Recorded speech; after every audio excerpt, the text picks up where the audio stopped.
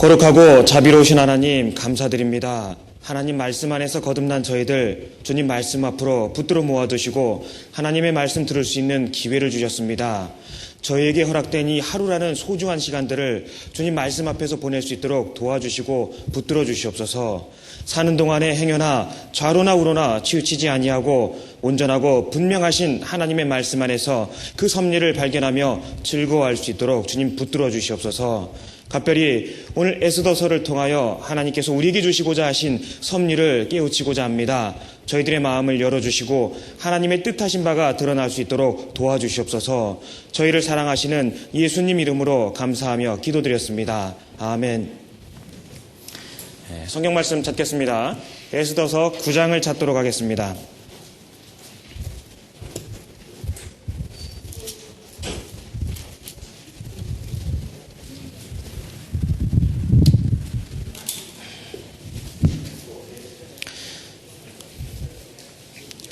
에스더서 9장 20절부터 28절까지 같이 한번 읽도록 하겠습니다. 모르드게가 이 일을 기록하고 아수에로 왕의 각 도에 있는 모든 유다인에게 물론 원근하고 글을 보내어 이르기를 한 규례를 세워 해마다 아달월 14일과 15일을 지키라. 이달 이날에 유다인이 대적에게서 벗어나서 평안함을 얻어 슬픔이 변하여 기쁨이 되고 애통이 변하여 길한 날이 되었으니 이 두 날을 지켜 잔치를 베풀고 즐기며 서로 예물을 주며 가난한 자를 구제하라 하며 유다인이 자기들의 이미 시작한 대로 또는 모르드게에 보낸 글대로 계속하여 행하였으니 곧 아각 사람 함무다다의 아들 모든 유다인의 대적 하만이 유다인을 진멸하기를 꾀하고 부르 곧 제비를 뽑아 저희를 죽이고 멸하여 하렸으나 에스더가 왕의 앞에 나아감을 인하여 왕이 조서를 내려 하만이 유다인을 해하려던 악한 꾀를 그 머리에 돌려보내어 하만과 그 여러 아들을 나무에 달게 하였으므로 무리가 부르의 이름을 조차 이 두 날을 부림이라 하고 유다인이 이 글의 모든 말과 이 일에 보고 당한 것을 인하여 뜻을 정하고 자기와 자손과 자기와 화합한 자들이 해마다 그 기록한 정기에 이 두 날을 연하여 지켜 피하지 아니하기로 작정하고 각 도, 각 읍, 각 집에서 대대로 이 두 날을 기념하여 지키되 이 부리미를 유다인 중에서 피하지 않게 하고 그 자손 중에서도 기념함이 피하지 않게 하였더라. 반갑습니다. 오늘은 구약 성경의 17번째 책에 해당되는 에스더서를 함께 상고해 보도록 하겠습니다. 방금 전에 읽었던 본문 말씀처럼 이 한편의 서사시와도 같은 이 내용들은 하나님의 섭리 가운데서 끊임없이 지속되어 오고 있는 그 문체의 특성을 고스란히 드러내고 있습니다. 성경에는, 구약 성경에는 하나님의 이름이 드러나지 않는 두 권의 성경이 있습니다. 에스더서와 아가서라고 우리가 알고 있습니다. 뿐만 아니라 여인의 이름으로 이름을 딴 성경이 두 권이 있습니다. 바로 룻기와 에스더서, 우린 그렇게 알고 있습니다. 여러분들은 에스더서를 통해서 가장 기억에 남는 말씀이 무엇인가요? 죽으면 죽으리이다. 4장 16절에 나오는 그 말씀을 많은 분들이 기억을 하고 있다고 생각이 듭니다. 에스라기와 느헤미야 또 에스더기 이 세 권은 구약 성경에 기록된 처음의 17권의 역사서의 완결편에 해당이 됩니다. 이 세 책은 바벨론 유수가 종료되어지면서부터 그 후에 하나님이 유대인들을 어떻게 취급하시는가를 자세하게 기록하고 있는 총정리서가 되겠습니다.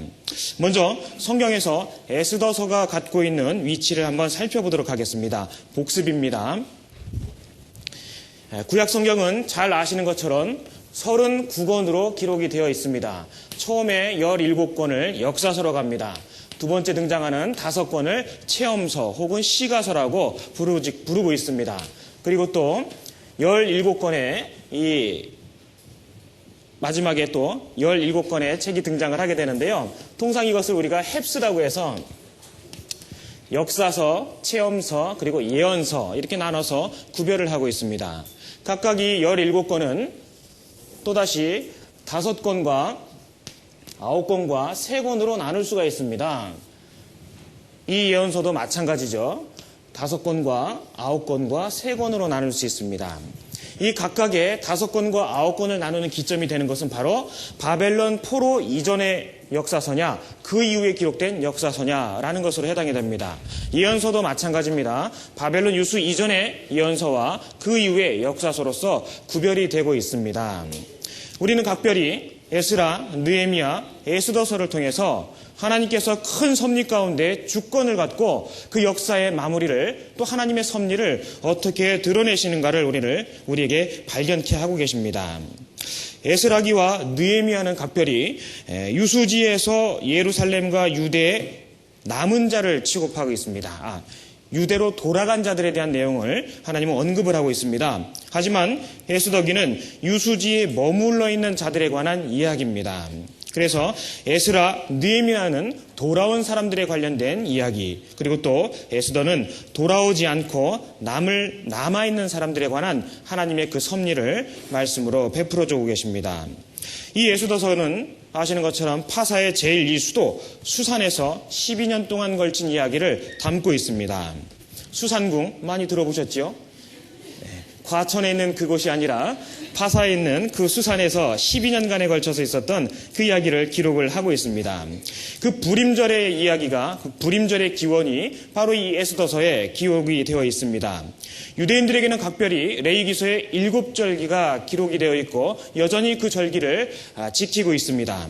하지만 그들에게 있어서 그 7절기 이후에 수전절, 요한복음 10장 22절에 등장하고 있는 바로 그 수전절을 지키고 있으며 또 하나의 절기, 바로 이 불임절을 그들은 지키고 있습니다.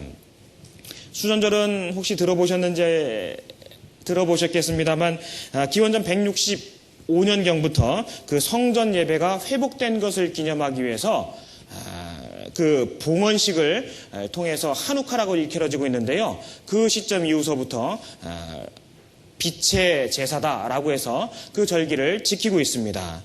그리고 또 이 에스더서에 기록된 이 불임절은 바로 유대 종교력의 마지막 달에 해당이 되는 아달월에 이 절기를 지키고 있습니다.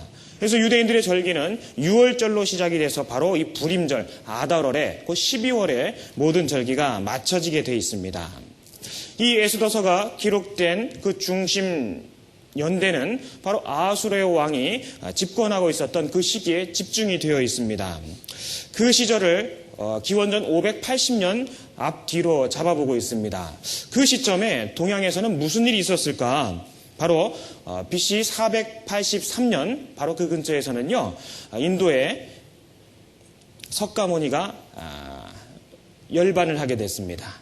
그리고 또 뿐만 아니라 기원전 479년에는 중국에서 공자 선생이 죽게 되는 그러한 일이 있었던 동시대에 갖고 있었던 이야기를 에스더서는 품고 있습니다.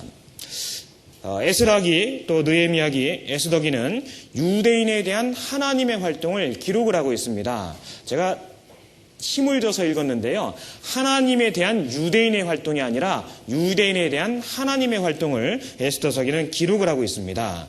하나님께서 그들을 어떻게 보호하셨는가 그에 관한 역사가 기록이 되어 있습니다. 뿐만 아니라 유대인들에 대한 하나님의 섭리에 관해서 자세하게 기록을 하고 있습니다.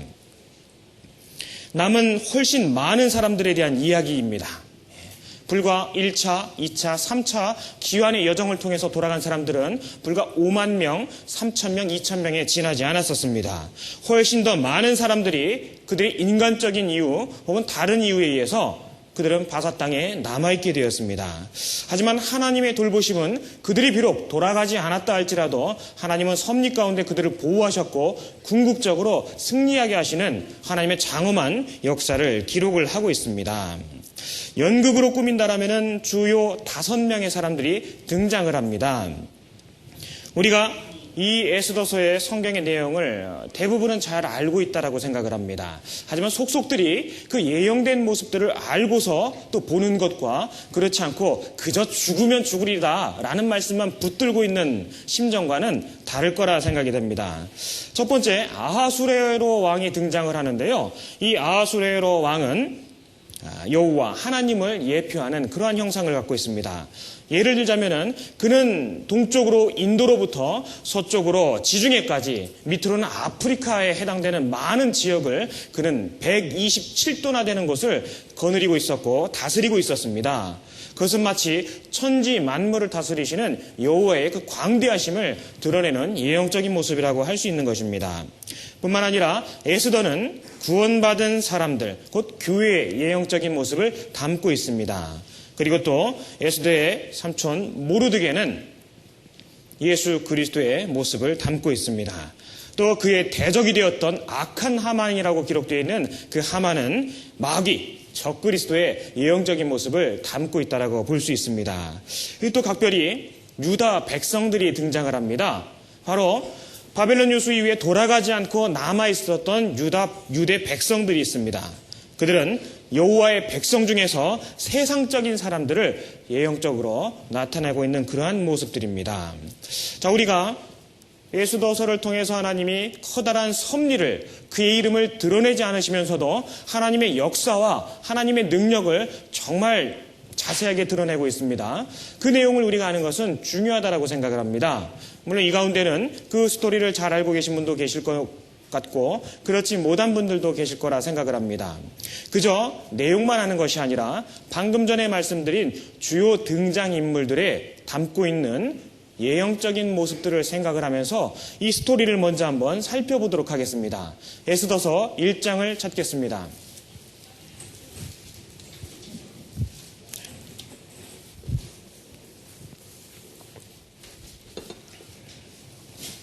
자, 1장은 바로 그 아하수에로 왕이 베푸는 6개월간의 엄청난 잔치, 파티로부터 시작을 하고 있습니다.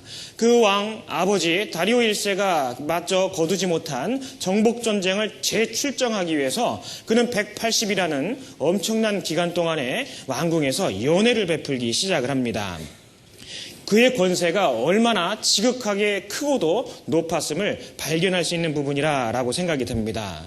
바로 그 아하수에로 왕이 재위하면서 3년째 되는 해부터 이 기록은 시작이 되고 있습니다. 1장 10절에 보시면은 제7일에 왕이 주흥이 일어나서 어전넷이 무만과 비스다와 하르보나와 빅다와 아박다와 세달과 가르가스 7사람을 명하여, 자, 왕이 6개월간의 엄청난 잔치를 베풀면서 127개 도에 거하는 많은 방백들을 불러들였고 출정식을 겸해서 그의 권세를 드러냈습니다. 뿐만 아니라 그 후궁들에서는 그 왕비되는 와스디도 사람들을 청해서 7일간의 후궁에서 잔치를 벌이고 있었습니다. 그 방백들의 잔치가 끝난 이후에는 일반 백성들도 청해서 그 잔치를 계속적으로 보여주고 있는 모습들이 1장에 기록이 되어 있습니다. 근데 문제가 생기기 시작을 했습니다. 주흥이 무르익어 가고 있었습니다. 술이 거나하게 찼던 시점이라고 볼 수 있겠지요. 그때 곁에 있는 자들이 왕을 꼬드겨서 그 왕비 보여줄 것을 간청을 하게 됩니다. 그렇게 돼서 그 왕비를 데려오라라고 왕의 명령을 내렸건만 그 와스디 왕비는 그 왕의 명령을 거절을 하게 됩니다. 사실 실제적으로 그 당시 사회적인 도리에 있어서 남자들의 술자리에 여자가 나가는 것이 합당치는 않았다라고 합니다. 하지만 그의 위치가 누구입니까? 왕입니다. 왕이 불렀을 때 자기의 뜻이 어떠하다 하더라도 순종하는 것이 마땅한 모습이었는데 와스디는 나가지 않게 됩니다. 그 내시들을 통해서 불렀건만 와스디는 거절을 하게 됩니다. 그렇게 돼서 왕의 진노가 너무너무 급해서 너무너무 분해서 그 중심이 불붙는 것 같더라라고 말씀하시는 것처럼 성경에 기록이 되어 있습니다. 그래서 그 화가 난 왕이 여러 내시들에게, 방백들에게 사례를 묻게 됩니다. 어떻게 저것을 다스리면 좋을까? 그때 무무간이라는 그 내시가 왕에게만 잘못한 것이 아니라 우리나라 온 백성에 있는 남편들에게 잘못한 것이다. 만일에 이 일이 소문이 나면은 온 나라 부녀에게 전파되고 저희도 그 남편을 멸시할 것이다. 라고 하면서 조서를 내려서 변개하지 못하게 하면서 그 왕비 와스디를 폐위할 것을 간청하게 됩니다. 그렇게 돼서 그 왕은 그 방백들의 그 말을 선히 여긴지라 왕이 무부간의 말대로 시행하였더라라고 되어 있습니다. 왕의 어인이 찍히고 그 조서가 전국 각도에 퍼지게 되었습니다. 다시는 그것을 변개할 수 없도록 왕의 조서에 왕의 도장까지 찍게 됩니다. 그리고 나서 이제 2장으로 넘어가게 됩니다. 이제 약간의 시간의 공백이 있습니다. 그 후에 이제 이 왕이 사실은 유혹 기간 동안에 그 페르시아 전쟁을 몇 차례 치르고 오게 되는 거예요. 그리고 나서 돌아왔습니다. 전쟁에서 여러 차례 패했고 왕은 울적한 마음을 달랠 길이 없었을 겁니다. 그 내용을 너무나 잘 알고 있는 그 방백들, 왕의 시신들이 2장 2절 왕의 시신이 아뢰되 왕은 왕을 위하여 아리따운 처녀들을 구하게 하시되 왕의 시신들, 왕의 시체가 아니지요. 왕을 곁에서 각별히 섬기고 그 뜻을 복종하고 있는 종들을 이야기하고 있습니다. 내시들입니다. 그들이 왕의 마음을 헤아리고 이야기를 합니다. 왕을 새 장가 보내기로 작정을 하고 그 이야기를 고백을 하게 됩니다. 그렇게 돼서 드디어 미스 페르시아를 뽑게 되는 방을 전국 곳곳에 이제 붙이게 됩니다. 장소는 수산궁 후궁입니다. 뒷뜰입니다. 그리고 대상은 아리따운 처녀.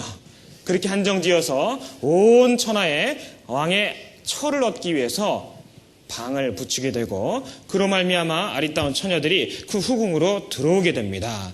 바로 그때 포로로 잡혀와 있었던 모르드게의 그 양녀처럼 길렀던 용모가 단정하고 곱고 아리따웠던 그 에스더가 같이 들어오게 됩니다. 그 들어오게 될 때 히브리 이름인 에스더를 하다사라는 히브리 이름을 에스더라는 이 바사식 이름으로 바꾸어서 들어가게 됩니다. 그렇게 돼서 6개월, 도합 12개월에 걸친 왕비가 되는 그 과정의 시간들을 보내게 됩니다. 먼저 6개월 동안은 기름을 갖고 향유를 갖고 마사지를 통해서 몸을 만드는 과정을 만들게 됩니다. 그 내용이 12절에 잘 기록이 되어 있습니다. 그리고 나서 6개월 동안은 여러 가지 향품과 여자에게 쓰는 물품을 사용해서 꽃단장을 하게 되고 결국 몸을 만드는 그런 과정을 겪게 됩니다. 결국 왕에게 한 사람 한 사람씩 나아가게 됩니다. 왕이 선택을 하게 되면은 후궁에 드리게 되고 그렇지 않으면은 다시 나가게 되는 그런 과정을 겪게 됩니다. 근데 각별히 2장 15절의 말씀을 주목해 보도록 하겠습니다. 제가 읽겠습니다. 모르드게의 삼촌 아비하일의 딸 곧 모르드게가 자기의 딸같이 양육하는 에스더가 차례대로 왕에게 나갈 때에 궁녀를 주강하는 넷이 해계의 정한 것 외에는 다른 것을 구하지 아니하였으나 모든 보는 자에게 괸을 얻더라. 자, 괸 어려운 말이죠. 바로 이 괸이라는 것은 유난히 귀엽고 사랑스럽다라는 뜻을 갖고 있습니다. 왕궁의 귤에 의해서 왕 앞에 나아갈 때 그 왕실에서 제공해주는 많은 향료나 물품들을 선택할 권리가 있었습니다. 하지만 이 에스더는 정한 것 외에는 다른 것을 구하지 않고 있는 그 모습 그대로 나아갔다라고 성경은 기록을 하고 있습니다. 괸을 얻었다라고 한 것 우리 주목할 필요가 있는데요. 우리의 육신적인 외모로 드러나는 모습이 아니라 그 안에 내면적인 아름다움이 있었음을 짐작해 볼 수 있는 말씀이라 생각이 됩니다. 잠언 30장 30절에 기록된 것처럼 아름다운 것도 거짓되고 고운 것도 헛되나 여호와를 경외하는 여자는 사랑을 받더라 라는 말씀이 있습니다. 칭찬을 얻더라 라는 말씀이 있습니다. 에스더는 바로 외적인 것으로 치장해서 나아가는 모습이 아니라 정한 것 외에는 받지 아니하고 하나님을 섬기고 하나님을 사모하고 내면적인 아름다움과 기쁨을 갖고 있는 그 모습으로 나아가게 됩니다. 비로소 왕 앞에 나아가게 됐을 때 왕의 눈에 턱 들게 되었습니다. 오메 에스더구나 라고 17절에서는 왕이 모든 여자보다 에스더를 더욱 사랑함으로 더욱 사랑했다. 왕이 한눈에 에스더에게 반했다라는 것을 확인할 수가 있습니다.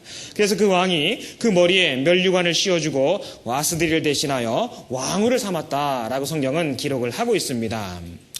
그렇게 일이 잘 진행되어 가고 있는 와중에 모르드게는 성전 문 위에서 문지기의 역할을 하고 있었습니다. 근데 바로 빅단과 데레스라는 두 내시가 아수에로 왕을 모살하고자 하는 그 모반의 계획을 듣게 됩니다.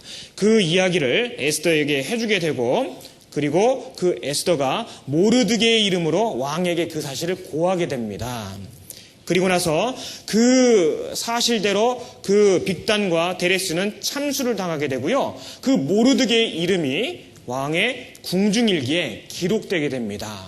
후에 바로 이 드러나지 않는 사건을 통해서 그들에게 엄청난 전환의 기회가 주어지는 하나님의 섭리가 거기에 들어가 있게 됩니다.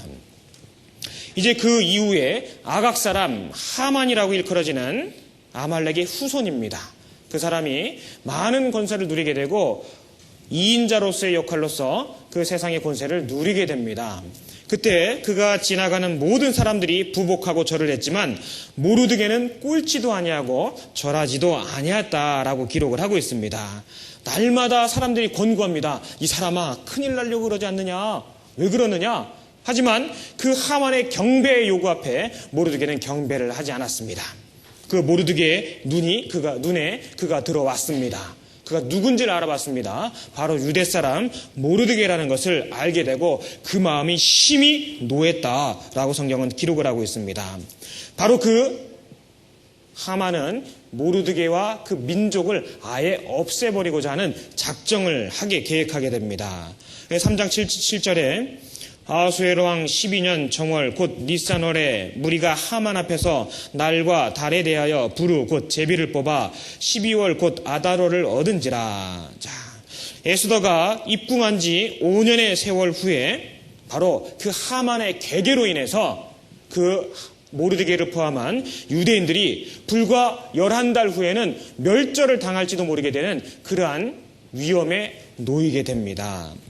12절에 정월 13일에 왕의 서기관이 소집되어 하만의 명을 따라 왕의 대신과 각도 방백과 각 민족의 관원에게 아하수에로 왕의 이름으로 조서를 쓰되 곧 각 도의 문자와 각 민족의 방언대로 쓰고 왕의 반지로 인치니라. 자, 이렇게 돼서 그 기간이 불과 11개월을 남겨둔 시점에 각 도에 있는 모든 유대인들이 멸절을 당하게 될지도 모르는 크나큰 위험에 처하게 됩니다. 바로 그때 에스더가 왕의 명으로 자기에게 그런 큰 일이 닥칠지도 모르게 됐다는 것을 모르드게의 서신을 통해서 알게 됩니다. 그렇게 돼서 모르드게가 그 에스더에게 전가를 보내게 됩니다. 하닥이라는 내시를 불러서 여차저차 일이 이렇게 됐다. 이제 내가 나서야 될 때다. 라고 전가를 보냅니다. 하지만 왕의 규례에 의해서 왕이 금호를 내어밀기 전에 그 앞에 나갔다라가는 죽임을 당하게 되는 그러한 것이 법으로 규정이 되어 있었습니다. 그 내용을 다시 보냄으로 인해서 모르드게가 그의 믿음을 드러내는 서신을 다시 그에게 보내게 됩니다. 4장 11절입니다. 왕의 신복과 왕의 각도 백성이 다 알거니와 물은 남녀하고 부름을 받지 아니하고 안뜰에 들어가서 왕에게 나아가면 오직 죽이는 법이요 왕이 그자에게 금호를 내어 밀어야 살 것이라. 이제 내가 부름을 입어 왕에게 나아가지 못한 지가 이미 30일이라 하라. 14절 같이 읽겠습니다. 이때 내가 만일 잠잠하여 말이 없으면 유다인은 다른 데로 말미암아 노임과 구원을 얻으려니와 너와 네 아비 집은 멸망하리라. 내가 왕후의 위를 얻은 것이 이때를 위함이 아닌지 누가 아니냐. 예. 여기서 모르드게의 그 믿음을 드러내는 아주 기가 막힌 그 말씀이 기록이 되어 있습니다. 만일에 내가 잠잠하여도 우리는 구원 받을 거다. 하나님은 이끌어내실 거다. 너의 도움이 아닐지라도 하나님께서는 우리를 이끌어내실 거에 대한 모르드게의 믿음이 들어가 있습니다. 그리고 뿐만 아니라 내가 왕후의 위를 얻은 것이 이때를 위함이 아닌지 누가 아느냐? 에스더에게 있어서 가장 필요한 말을 단호하게 모르드게는 내어뱉게 됩니다. 이제 에스더가 모르드에게 회답을 하게 됩니다. 16절에 당신은 가서 수산에 있는 유다인을 다 모으고 나를 위하여 금식하되 밤낮 3일을 먹지도 말고 마시지도 마소서. 나도 나의 시녀로 더불어 이렇게 금식한 후에 규례를 어기고 왕에게 나아가리니 죽으면 죽으리이다. 자, 이 에스더가 모르드게의 말을 거역하지 아니하고 그 위치에 있으면서도 그 말을 거역하지 아니하고 왕 앞에 죽으면 죽겠다라는 각오로 나아가는 그 간증을 고백하게 됩니다. 저는 여기서도 지혜로운 모습을 발견할 수가 있는데요. 그가 기도하고 나아가자라고 말씀하지 않고 금식하고 나아가겠다라고 이야기를 하고 있습니다. 이 성경이, 에스더라는 성경이 각별히 이방 민족들에게도 읽히기 위해서 바로 기도라는 혹은 여호와라는 그러한 단어들이 사용되지 않았을 것이다 라고 추정하고 있습니다. 이 금식이라는 말 안에는 정말 절절하게 애쓰고 수고하며 매달리는 그 기도가 포함이 되어 있다고 볼 수 있습니다. 자, 이제 그 왕 앞에 나아가지 못한 지 30일이나 된 그 에스더가 하나님 앞에 기도하고 금식하고 왕 앞에 나을 것을 작정을 하게 됩니다. 그 에스더가 이제 왕이 부르지도 않았는데 그 앞에 나아가게 된 장면이 5장에 이제 기록이 되어 있습니다. 하나님께서 그의 기도를 들으셨을 겁니다. 그 며칠간이나 보지 못했던 그 여인의 그 모습이 각별히 아하수에로 왕의 눈에 아름답게 아리따우게 보였던 것이었습니다. 5장 2절에 왕후 에스더가 뜰에 선 것을 본즉 심히 사랑스러움으로 손에 잡았던 그모를 그에게 내어미니 에스더가 가까이 가서 그몰 끝을 만진지라. 자, 아하수의 왕이 자기 명령이 없었는데도 나오는 에스더를 보게 됩니다. 30일 전에 봤지만 다시 보니 너무나 새삼스럽게 아름답게 보였던 거예요. 주님 앞에 그 기도하고 금식하고 하나님의 사람으로서 다시금 자기의 믿음을 드러내고 있는 그 사람을 하나님께서는 아하수에로 왕의 눈을 통해서 아름다운 여인으로 비춰지게끔 하나님이 계획하셨습니다.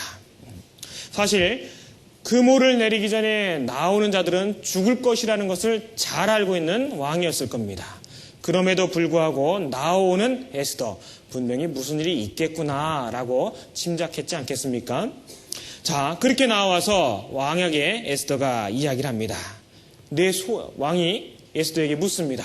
내 소원이 무엇이뇨? 요구가 무엇이냐? 나라의 절반이라도 떼어주겠다. 얘기해봐라. 이야기를 합니다. 전하, 내가 왕을 위하여 잔치를 베풀어 싸우니 왕이 선히 여기시거든 하만과 함께 오소서라고 이야기를 하게 됩니다. 에스더서 2장에서 에스더가 왕궁에 들어갈 때 그녀가 유대인 것을 사람들에게 이야기를 하지 않았습니다. 지혜로웠던 거죠. 심히 사랑스럽게 보였던 그 에스더가 아하수에로의 왕에게 간청을 하게 됩니다. 전하, 연회를 베풀어 드릴 테니까요, 한번 오십시오. 후궁을 한번 오십시오. 근데 오실 때 콕 집어서 하만이를 데리고 오십시오라고 이제 이야기를 하게 됩니다. 가뜩이나 아리따게 보였던 아하수의 왕이 하무 하면서 이제 분명히 응했으리라 생각이 됩니다. 근데 여기서도 에스더가 참으로 지혜로웠는데요. 그 원하는 것을 이야기하지 않았어요. 때가 되기를 기다렸던 거죠. 참을 줄 아는 지혜가 있었습니다. 그렇게 돼서 하만을 데리고 왕이 에스더의 말대로 에스더의 베푼 잔치에 참여하게 됩니다. 6절에 잔치에 술을 마실 때 왕이 에스더에게 이르되 그대의 소청이 무엇이뇨? 곧 허락하겠노라. 그대의 요구가 무엇이뇨? 나라의 절반이라 할지라도 시행하겠노라. 자, 여러분이라면 어떻게 하겠습니까? 왕이 그 자기의 간청에 못 이겨서 왔습니다. 즐거워하고 있습니다. 기뻐하고 있습니다. 때는 이때다 하고서 저 하만이가 글쎄라고 하면서 뭔가 부여잡고서 얘기할 수도 있지 않겠습니까? 근데 그러하지 않았어요. 하나님께서 완전한 때를 주시기를 기다리면서 또 기다렸습니다. 그리고 나서 대답하기를 내가 만일 왕의 목전에서 은혜를 입었고 왕이 내 소청을 허락하시면 내 요구를 시행하시기를 선히 여기시거든 내가 왕과 하만을 위하여 베푸는 잔치에 또 나오소서라고 부탁을 하게 됩니다. 그리고 덧붙이는 말이 있습니다. 하만이도 또 데리고 오십시오 라고 부탁을 하게 됩니다. 두 번째 요청이었습니다. 이때 하만의 속마음이 어땠을까요? 아마 우쭐했을 겁니다. 봐라 내가 왕하고 항상 이렇게 왕궁의 그 왕비의 잔치까지 특별히 초대받는 사람이다. 아마 마음이요 그전에도 높았었는데 더욱더 기고만장한 사람이 되었을 겁니다. 속안에 담긴 것이 드러나게 되어 있죠. 하만도 자기의 그 교만함과 기고만장함이 곧 드러나게 됩니다. 9절 이날에 하만이 마음이 기뻐 즐거이 나오더니 모르드게가 대궐문에 있어 일어나지도 아니하고 몸을 움직이지도 아니하는 것을 보고 심히 노하나 한껏 부푼 마음을 갖고 잔치에 참여하고 나오고 있는데 누굴 만났어요? 모르드게. 그 인사 안 하는 모르드게를 만난 겁니다. 그 마음이 아마 싹 가셨을 거예요. 속으로 머금었던 그 일들이 빨리 진행되기를 원했을 겁니다. 바로 그날 밤에 여러 가지 이제 일들이 생겨나게 됩니다. 왕과 하만은 두 번째 연회에 초대를 받은 상태였습니다. 모르드게는 하만은요, 그 모르드게를 매달기 위해서 50규빗이나 되는 장대를 매달게 됩니다. 무려 25m, 23m나 되는 그 장대를 미리 매달아 버리게 되는 거예요. 그리고 났는데 왕은 잠이 안 옵니다. 잠은 누가 주관하시는 거죠? 하나님이 주관하시는 겁니다. 잠은 아무리 권세를 가지고 있고 127개의 돌을 치리하고 있는 왕일지라도 잠을 자기가 스스로 잘 수 없다라는 무력함을 나타내고 있습니다. 잠은 하나님께서 주관하시는 겁니다. 그 왕이 하필이면 그 잠이 안 오는데 아마 여기에는 기록이 되어 있지는 않습니다만 아마 내시들이 그랬을 거예요. 음악을 틀을까요? 아니, 음악 트는 것이 아니라 음악을 연주를 할까요? 아니면 노래를 부를까요? 여러 가지 요청을 했을지도 모르겠습니다. 근데 왕은 각별히 그런 것들을 다 거절하고 역대일기를 가져다가 읽어보라라 라고 이제 이야기를 하게 됩니다. 자, 그 왕의 127도를 다스리는 왕의 역대일기가 보관되어 있는 창고에 왔다고 한번 생각을 해보겠습니다. 얼마나 많은 역대일기가 있겠습니까? 근데 하필이면은 바로 그 모르드게가 왕의 모살 계획을 발견하고서 일러줬었던 그 역대일기가 기록되어 있는 그 책을 집게 됩니다. 그 역대일기를 가져와서 왕에게 읽어주게 됩니다. 자, 2절에 6장 2절에 그 속에 기록하기를 문 지킨 왕의 두 넷이 빅다나와 데레스가 아수레어로 왕을 모살하려고 하는 것을 모르드게가 고발하였다 하였는지라. 과거에 아주 까마득하게 잊혀졌던 이야기가 그 역대일기에서 기록이 되어 있는 것이었습니다. 자, 왕이 물어봤습니다. 야, 그 일 때문에 내가 그 모르드게에게 상 준 것이 있느냐? 뭐 준 것이 있느냐? 물어봤습니다. 없습니다. 3절에 아무것도 베풀지 아니하였나이다. 어떻게 이런 일이 있을까? 그때 생각하게 됩니다. 무엇을 해주면 좋을까? 그때 뜰에 누가 있느냐라고 하면서 묻게 됩니다. 마침이라고 하면서 하만이 들어와 있던 것을 발견하게 됩니다. 그래서 그 하만에게 왕이 물어봅니다. 내가 존귀 여기기 원하는 자에게 어떻게 하면 좋겠느냐라고 물어봅니다. 하만 생각에 누구라고 여겨졌을까요? 자기라고 생각했던 겁니다. 6절 하만이 들어오거늘 왕이 묻되 왕이 존귀케 하기를 기뻐하는 사람에게 어떻게 하여야 하겠느뇨. 하만이 씩 웃으면서 심중에 이르되 왕이 존귀케 하기를 기뻐하는 자는 나 외에 누구리요 하고 마음속으로 생각을 한 겁니다. 그렇게 돼서 이 하만은요, 왕에게 무례하다 싶을 만한 그런 보상을 이야기를 하게 됩니다. 당연히 자기가 받을 줄 알고요.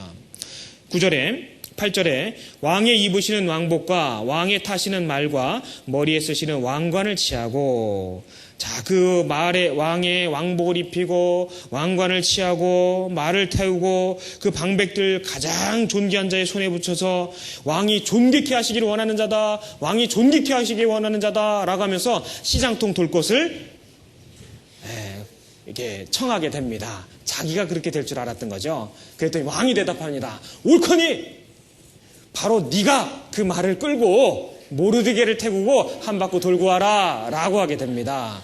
그렇게 돼서 그 하만은 졸지에 말을 붙들고서 왕이 존귀케 되기를 원하는 자다, 왕이 존귀케 하기를 원하시는 자다 하면서 영문도 모르는 모르드게를 태우고 그 성중을 왕래하다 들어오게 됩니다. 아마 모르드게는 무슨 영문인지도 사실 몰랐을 거예요. 이 하만의 마음이 어땠겠습니까? 아마 불붙는 것 같았을 거예요. 죽이고 싶었을 겁니다. 13절에 후반부에 당신이 그 앞에서 굴욕을 당하기 시작하였은즉 능히 저를 이기지 못하고 분명히 그 앞에 엎드러지리이다. 아직 말이 그치지 아니하여서 왕의 내시들이 이르러 하만을 데리고 에스더의 베푼 잔치에 빨리 나아가니라. 그 굴욕을 당하고 집에 들어왔습니다. 아내에게 이야기를 했습니다. 당신 어쩌자고 유대인하고 또 붙은 거야? 에? 그 사람에게 굴욕을 당하기 시작했으니 이제 피할 수 없을 거야. 마음은 분하죠. 원통하죠. 뭔가 보복은 하고 싶죠. 그러고 있는데 내시가 들어오는 겁니다. 갑시다 하는 거예요. 어디요? 파리. 두 번째 연애에 가자고 내시가 그 시점에 온 거예요. 이것저것 앞뒤 겨루를 잴 수 있는 상황이 아닌 거예요. 자, 잘 생각해 보십시오. 우연처럼 느껴지는 많은 일들이 연속적으로 이루어지지 않습니까? 이게 바로 오늘의 주제 말씀인 섭리라는 거예요. 특별하게 큰 일을 엮어내시진 않습니다만 사소한 일들을 통해서 하나님은 엄청난 일을 이끌어가고 계신다라는 섭리가 바로 이 에스더서에는 곳곳에 배어 있는 것입니다. 자, 이제 그 분한 마음을 가라앉히고 마음을 풀고자 하는 마음으로 나가겠죠. 이제 왕과 더불어 이 둘째 잔치에 참여해서 술을 마시게 됩니다. 왕이 다시 묻게 됩니다. 그대의 요구가 무엇이뇨? 곧 나라의 절반이라 할지라도 시행하겠노라. 자, 이제 에스더가 더한 마음으로 기도를 했겠죠. 때는 됐다 싶어서 왕 앞에 드디어 고백을 하게 됩니다. 왕이 선히 여기시거든 내 소청대로 해주시길 원하나이다.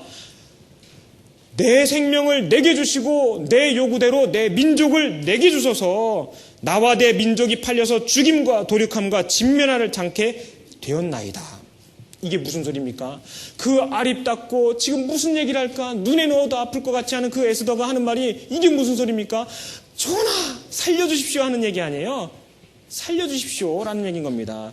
무엇이라? 이게 무슨 얘기냐? 아니 내 왕비를 누가 죽인다라고 나를 살려달라고 하느냐? 그리고 뿐만 아니라 내 민족을 다 죽이려고 합니다. 왕이 두근두근했을 겁니다. 감히 누가 내 나라의 절반이라도 줘도 아깝지 않을 내 왕비를 누가 죽이겠다고 하느냐? 아주 극도의 분노의 상태에 이르렀을 겁니다. 왜냐면은요, 그 에스더에 대한 그 기쁨과 또 아리따운 모습들이 절정에 달했던 상태였거든요. 그에 따라서 그 아수르의 왕의 노도 극도에 달해 있었던 그러한 상태였을 겁니다. 옆에 있던 하만 홀짝홀짝 술을 먹고 있다가 이게 무슨 일인가? 라고 귀를 기울이게 됐을 겁니다. 바로 그때 에스더가 외칩니다. 바로 그 자는 하만입니다. 라고 외치게 됩니다. 허걱. 이게 무슨 일입니까? 하만의 입장에서는 갑자기 봉변을 당하게 된 거예요.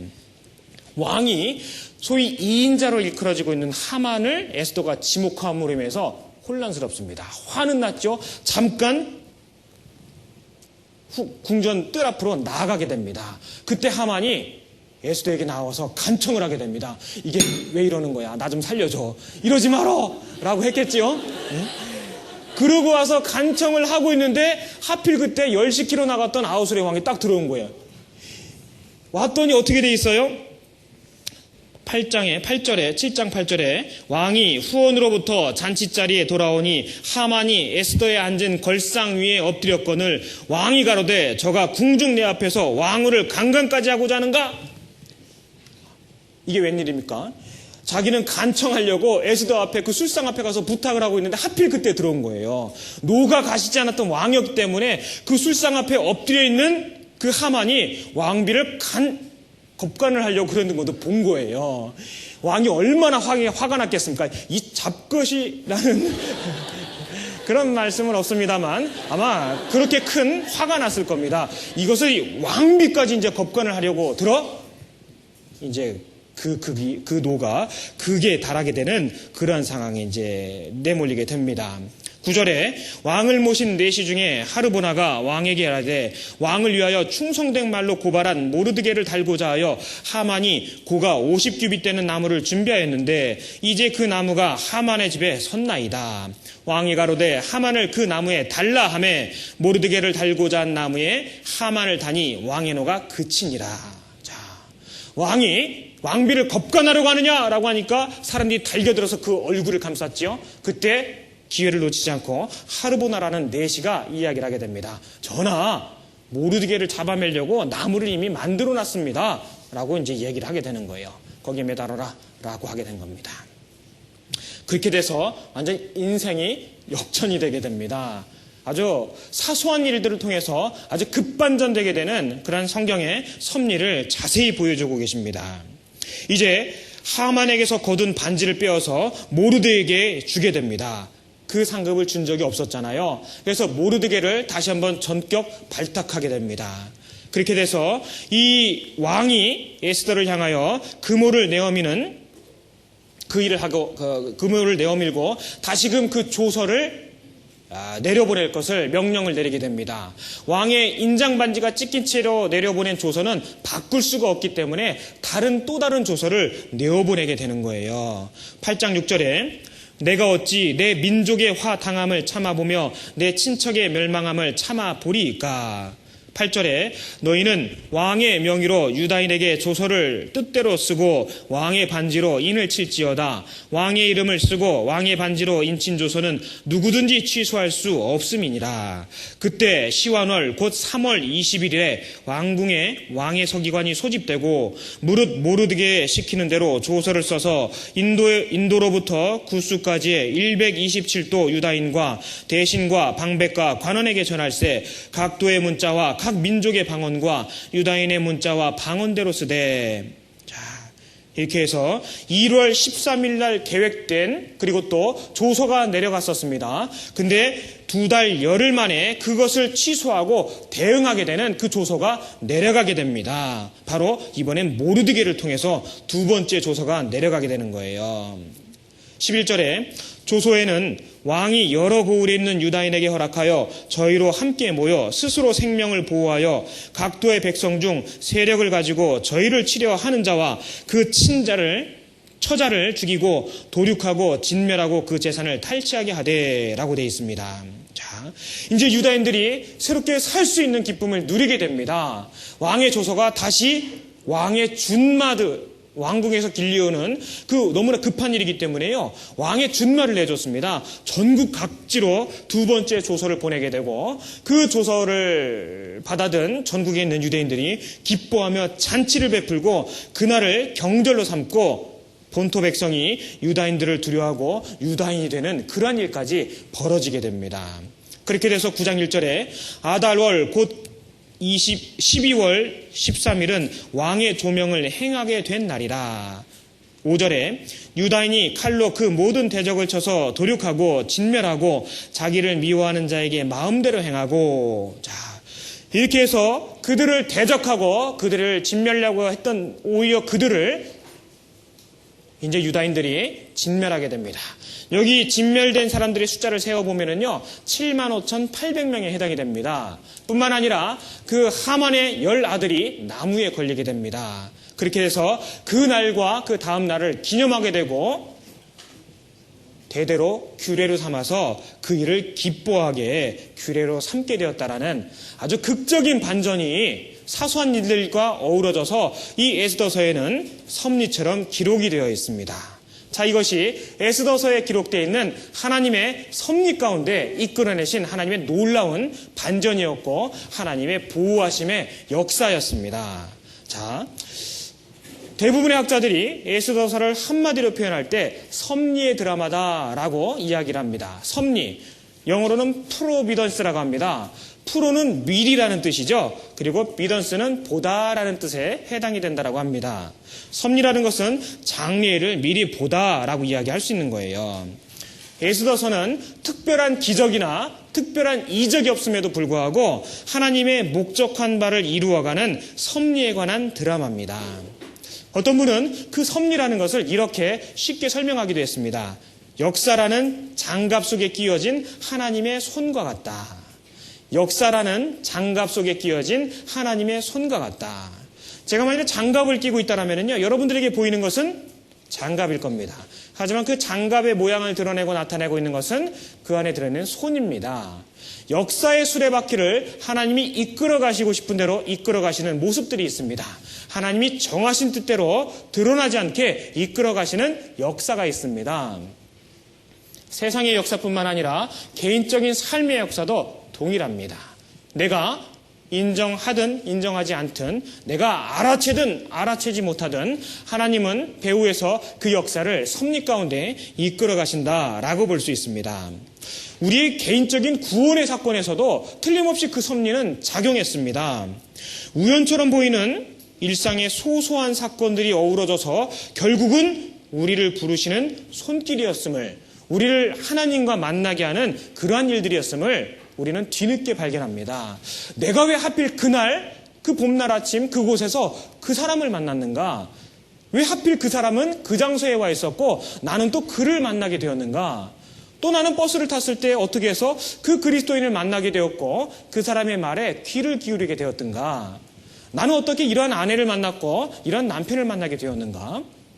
사실 우리가 일상 가운데서 놓치기 쉬운 많은 우연이라고 일컬어지는 그러한 일들 가운데서도 하나님은 보이지 않는 손처럼 그러한 것들을 이끌어 가셨다는 것을 발견할 수가 있습니다. 하필 내가 왜 그곳으로 이사를 가게 되었는가? 왜 그를 만나게 되었는가?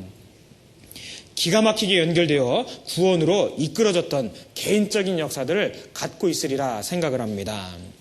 이 에스더서는 자연적으로 사실 물이 흘러가는 것처럼 순서적으로 그 스토리가 이어지고 있습니다.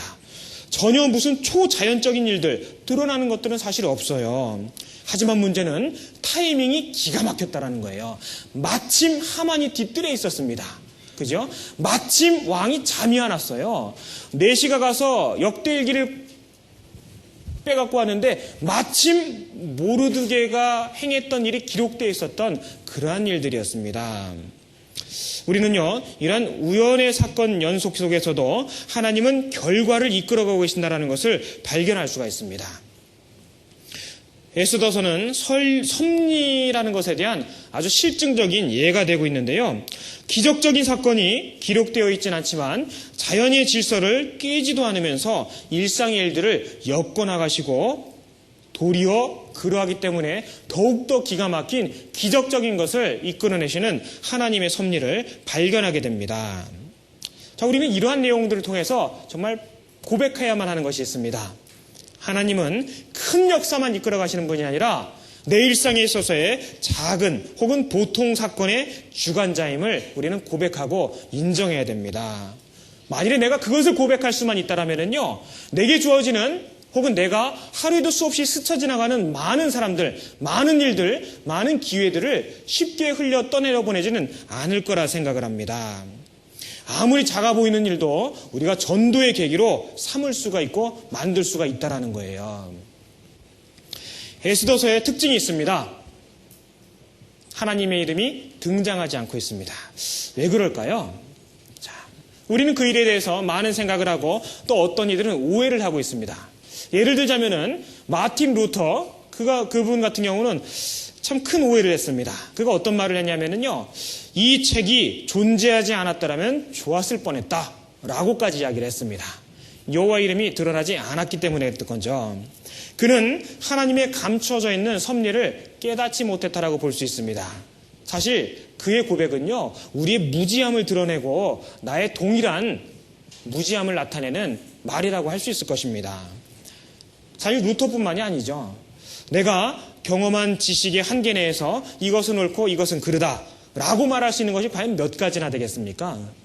사실 결론이라는 것은 천국에 올라가서 주님 앞에 서게 됐을 때 발견하는 것이 결론 아니겠습니까? 잠언 21장을 한번 찾겠습니다.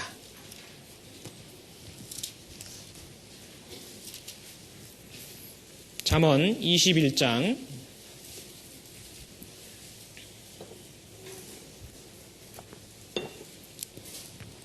1절 말씀 같이 읽겠습니다. 왕의 마음이 여호와의 손에 있음이 마치 보의 물과 같아서 그가 임의로 인도하시는도다. 예, 자, 여호와의 손이 과연 어떤 것 같으냐면요, 보에 갇혀 있는 물과 같다라는 거예요. 수문을 열면 나가고 수문을 닫으면 고이게 되어 있습니다. 보이는 것은 물이지만 그것을 주관하고 간섭하는 다른 섭리가 있다는 것을 말씀을 하고 계신 거지요. 우리는 이 에스더서를 통해서 눈에 확연하게 드러나진 않지만 혹은 그의 이름이 분명하게 언급되진 않지만 하나님의 보이지 않는 섭리 가운데 이끌어 가지고 있는 큰 흐름을 발견할 수가 있습니다. 루터는 그것을 못 보았다고 생각할 수 있습니다. 그리고 또 하나님의 이름이, 여호와의 이름이 언급되지 않는 이유를 여러 가지로 생각해 볼 수 있습니다. 첫 번째는 이방인들 사이에서 남겨진 자들에게 기록된 하나님의 말씀입니다. 그렇기 때문에 이방인들에게도 읽혀지게 하기 위해서는요, 여호와의 이름이 들어가지 않을 수밖에 없었다라고 생각이 되어집니다. 그래서 아까 말씀드린 것처럼 4장 16절에서 에스더가 하나님께 기도하고 나아가자라고 한 것이 아니라 금식하고 나아가자라고 성경은 기록을 하고 있습니다. 하나님께 금식을 하자라는 표현은 기도하고 부르짖자라는 표현이거든요. 근데 의도적으로 기도라 하지 않고 금식하자라고 말씀하고 계십니다. 자, 좀 우리가 전도할 때도 그런 거 느끼지 않습니까? 저도 상담을 개인적으로 하다 보면은요, 굳이 어떤 분들에게는요, 성경책을 들여다보면서 했을 때 부담을 느끼는 분들이 있어요. 하지만 성경책을 굳이 피고 하지 않아도 성경에 나오는 말씀과 성경의 지혜와 뜻을 가지고서 그들의 마음을 이끌어낼 수 있는 경우가 있습니다. 물론 궁극적으로는 성경 말씀을 통해서 그 마음이 깨달아지고 믿음에 도달하는 것은 당연하지요. 하지만 우리가 전도를 행함에 있어서도 굳이 이방 민족들 가운데 살고 있는 그들에게 하나님의 이름을 언급하지 않은 그러한 또 섭리가 있지 않을까라고 생각해 볼 수 있습니다.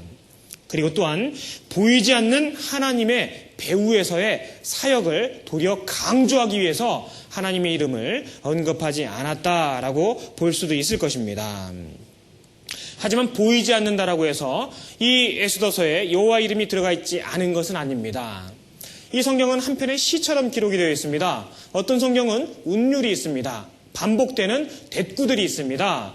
그 히브리 말은 그 음률을 또 음가를 따질 수가 있는데요. 이합체라고 합니다. 서두의 말과 끝나는 말을 항상 동일하게 반복하거나 음가를 갖게 함으로 인해서 그것이 갖고 있는 단어를 배후에서 드러나게 합니다.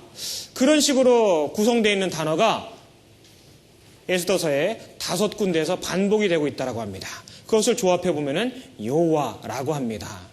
겉으로 표면상으로 드러나진 않지만 문장을 맞춰 보았을 때 여호와라는 이름이 5번이나 등장하고 있다고 유대학자들은 그렇게 기록을 하고 있습니다. 자, 우리가 여기에 등장하고 있는 마치 중심인물과도 같은 아하수에로 왕, 그의 역사로부터 이 성경은 기록이 되었고 시작이 되고 있습니다. 아하수에로 왕, 영어식 표현입니다. 이 아하수에로 왕은 페르시아의 5번째 왕에 해당이 되죠. 그 고레스 왕, 그리고 캄비세스, 스메르디스, 그리고 다리오 1세 그의 아들이 바로 이 아하수에로 왕입니다. 그 통치 기간은요, 대략 기원전 485년경부터 약 20년간 464년까지 통치를 했었습니다. 그리고 그 아들은 아닥사스다 왕이죠. 예레미야에게 당시 성을 중건하라는 영을 내렸던 바로 그 아닥사스다 왕이 그의 아들에 해당이 됩니다. 이 아하수에로 왕, 아하수에로라는 이름은 영어식 표현입니다. 히라버로 읽게 되면은 크세르크세스입니다. 크세르크세스. 여기서 들어본 기억이 납니까? 예. 요즘에 아주 유명한 세상에 영화가 한 편 있다고 하면 300이라는 영화에 등장하는 그 왕의 이름이 크세르크세스입니다. 저는 이 아카데미를 위해서 미리 헐 수 없이 봤습니다. 섭리 가운데 헐 수 없이 봤습니다. 그래서 거기 등장하는 왕이 이제 크세르크세스, 바로 이 아하수에로 왕을 일컬고 있는 그 말입니다. 이 아하수에로 왕은 에스더서 1장에 기록되어 있는 그 연회를 베푼 다음에 그 아버지 다리오 1세가 이루지 못한 그 서쪽에 대한 정벌 활동을 벌이기 위해서 또 페르시아 전쟁을 감행하게 됩니다. 그 역사가들의 헤로도토스나 많은 역사가들의 기록에 보면은 이 아하수에로 왕의 성격이 굉장히 괴팍했음을 기록을 하고 있습니다. 예를 들어서 헬레폰네스라는 다리를 놓으라는 명을 내렸습니다. 엄청 큰 다리였다라고 합니다. 근데 그 다리가 완성된 직후에 폭풍이 불어가지고서 다리가 무너져 버렸어요. 그럴 때 그 이 크셀크스 왕이 어떤 명령을 내렸냐면은 채찍으로 바다를 300대를 쳐라라고 하는 명령을 내렸어요. 뿐만 아니라 바다를 잠재우라는 뜻으로 족쇄를 바다에다 던지라라고 명령을 내리기도 했답니다. 그리고 그 다리를 건설했던 건설 기술자들의 전부 목을 땄다라고 합니다. 아주 괴팍스러운 사람인 거예요. 뿐만 아니라 리디안 피데우스라는 사람이 지금 돈으로 환산하면은 550만 파운드에 해당되는 금을 갖다 바치고 왕이 전쟁을 훌륭하게 수행하실 것을 그 염원하는 그런 뜻을 바쳤습니다. 너무 기쁘잖아요. 그래서 그 왕이 그것도 도로 주고 자기가 금을 더 붙여가지고서 그 사람에게 줬습니다. 아주 기분이 좋았겠지요. 근데 그 피레우스라는 사람이 나중에 왕에게 하나 부탁을 하게 됩니다. 말년에 내가 아들이 장자가 하나 있는데 걔는 좀 군대에서 좀 빼줬으면 좋겠다고. 그랬더니 그 아하수에로 왕이요, 그 사람의 아들을 두 토막을 내가지고서 양쪽에 벌려놓고서 군대들이 지나가게 했다라고 합니다. 아주 짐작이 안 되는 그런 왕인 거예요. 그리고 뿐만 아니라 그 스파르타 왕 레오니다스라고 아마 많이 들어보셨을 겁니다. 그분이 BC 487년부터 480년, 바로 이제 크셀크스하고 맞붙었을 때 그 역사적으로 유명한 그 300명의 용사와 죽음을 당하게 되는 그 레오니다스라는 그 왕입니다. 잠깐 몇 가지 얘기를 말씀을 드린다면은 서동쪽으로는 인도 남방으로부터 아프리카 남방을 다 차지했습니다. 이제는 헬라 문화권으로 페르시아의 그 영향력이 들어가야 되는데요. 거기서 딱 막히게 된 거예요. 그래서 그 세 차례 페르시아와의 전쟁을 치르게 되는데 사실 너무 많은 대가를 지불하게 됩니다. 결국은 돌아오게 되거든요. 결국 돌아와서 그 울적한 마음 가운데 에스더를 택하게 되는 겁니다. 그 사이 이제 전쟁의 얘기들이 많이 있는데요. 이 스파르타의 영웅 레오니다스, 그 왕이 첫 번째 맞붙게 됩니다. 기원전 BC 480년에 그 바사왕이 침입을 하게 됩니다. 그때 바로 4,000명의 용사들을 이끌고 그 펠로폰네소스 군들 4,000명을 이끌고 그 헬라의 군대 지원을 받아서 7월 달에 그 전투를 벌이게 됩니다. 그 길목을 지키면서 그 페르시아 병사들을 막게 되는 거예요. 결국은 나머지 병력들은 보내게 되고 그 300명의 용사들과 함께 역사가의 기록이 동일합니다. 그렇게 해서 그 길목에서 저지선을 확보함으로 인해서 그 배후에 있는 헬라 연합군이 그 선박과 군함들을 다른 데로 이동을 시킬 수가 있게 된 거예요. 그래서 그 아테네 함대를 다른 데로 빼낼 수 있는 기회를 만들어주게 됩니다. 그래서 그 크셀크스가 거기까지 진격해 들어갔을 때 이제 그게 9월 달이 되는데요. 그 기원전 480년 9월 23일 날 그 유명한 살라미 전투를 통해서 대패하게 됩니다. 바로 그 살라미 전투가 헬라 연합군이 이길 수 있었던 이유가 바로 레오니다스가 거기서 저지해준 그 기간 덕분이었다고 역사가들은 기록을 하고 있습니다. 그렇게 돼서 그 살라미 전투라든지 아니면 아르테미온에서의 전투라든지 그런 여러 가지 전투에서 실패를 하고 돌아오게 됩니다. 근데 이 아하수에로 왕은 에스더서뿐만 아니라 다니엘서에도 등장을 합니다. 다니엘서 11장을 찾겠습니다.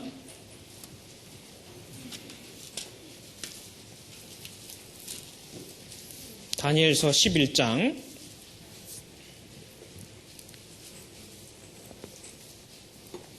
2절 말씀 같이 한번 읽겠습니다. 이제 내가 참된 것을 내게 보이리라. 보라, 바사에서 또 새 왕이 일어날 것이요 그 후에 넷째는 그들보다 심히 부요할 것이며 그가 그 부요함으로 강하여진 후에는 격동시켜 헬라국을 칠 것이며, 여기 나오는 그 고레스 이후에 새 왕이 나고 넷째, 바로 다섯 번째 왕이 되는 거죠. 고레스부터 따진다라면은 그가 바로 아하수에로 왕입니다. 그리고 그가 그 왕이 헬라국을 칠 것이다 라고 이제 기록을 하고 있는데 이것이 바로 그 살라미 전투에 해당이 되는 것입니다. 자, 크셀크스. 그 왕의 이적은 그렇게 이제 시작을 하고 있고 역사가들은 기록을 하고 있습니다. 자, 여러분들 고개 한번 들어보시고요. 우리가 흔히 알고 있는, 너무나 잘 알고 있는 내가 죽으면 죽으리이다 라는 말 기억하고 있지 않습니까? 그 말을 사실 가볍게 생각하고 하면서도 그 말을 하는 경우가 많아요. 제가 일러드렸던 것처럼 그 아하수에로 왕의 당대의 권세가 그 정도였습니다. 더더군다나 그가 개인적으로 갖고 있었던 그 흉폭함이 사람을 두동강 내는 그런 무모함을 갖고 있었던 사람이었습니다. 그 앞에 금호를 내어밀지 않았는데 나간다라는 심정을 다시 한번 생각해 보십시오. 몸이 두동강 나는 것을 각오해야만 하는 그러한 형편이었던 거예요. 우리가 흔히 얘기하는 것처럼 까짓 거 하면 하지 뭐 이 차원이 아니라는 거예요. 자, 이 에스더서는 큰 두 가지의 진전이 있습니다. 자, 외우기도 쉬워요. 왜냐하면 1장부터 10장까지 기록이 되어 있는데요. 반으로 딱 자르면은 5장이죠. 반으로 딱 자르면 5장입니다. 근데 이 5장까지 전개되는 위기가 이제 6장에 접어들면서부터 급진전하고 급반전하게 됩니다. 유대인에게 유리하게 바뀌어 진행이 되게 되는 거죠. 악이라는 것은요, 지금도 마찬가지입니다. 일시적으로는 득세하는 것 같고 일시적으로는 승리하는 것처럼 보이지만 궁극적으로는 멸망입니다. 이 성경도 마찬가지예요. 일시적으로는 그들이 죽음의 위협에 놓이게 되고 일시적으로는 그들이 고통 가운데서 애통하는 시기가 다가오기도 하지만 궁극적으로 하나님은 웃게 하십니다. 궁극적으로 하나님은 승리하시는 분이라는 것을 우리가 발견할 수 있는 거예요. 하나님은 섭리라고 하는 움직일 수 없는 그 하나님 얼굴을 갖고 계십니다. 그 배후에서 하나님의 그 웃고 계신 얼굴을 사실 숨기고 계신 거예요. 성경에는 하나님이 웃고 계신다라는 여러 차례의 말씀이 기록되어 있습니다. 시편 2편을 찾겠습니다.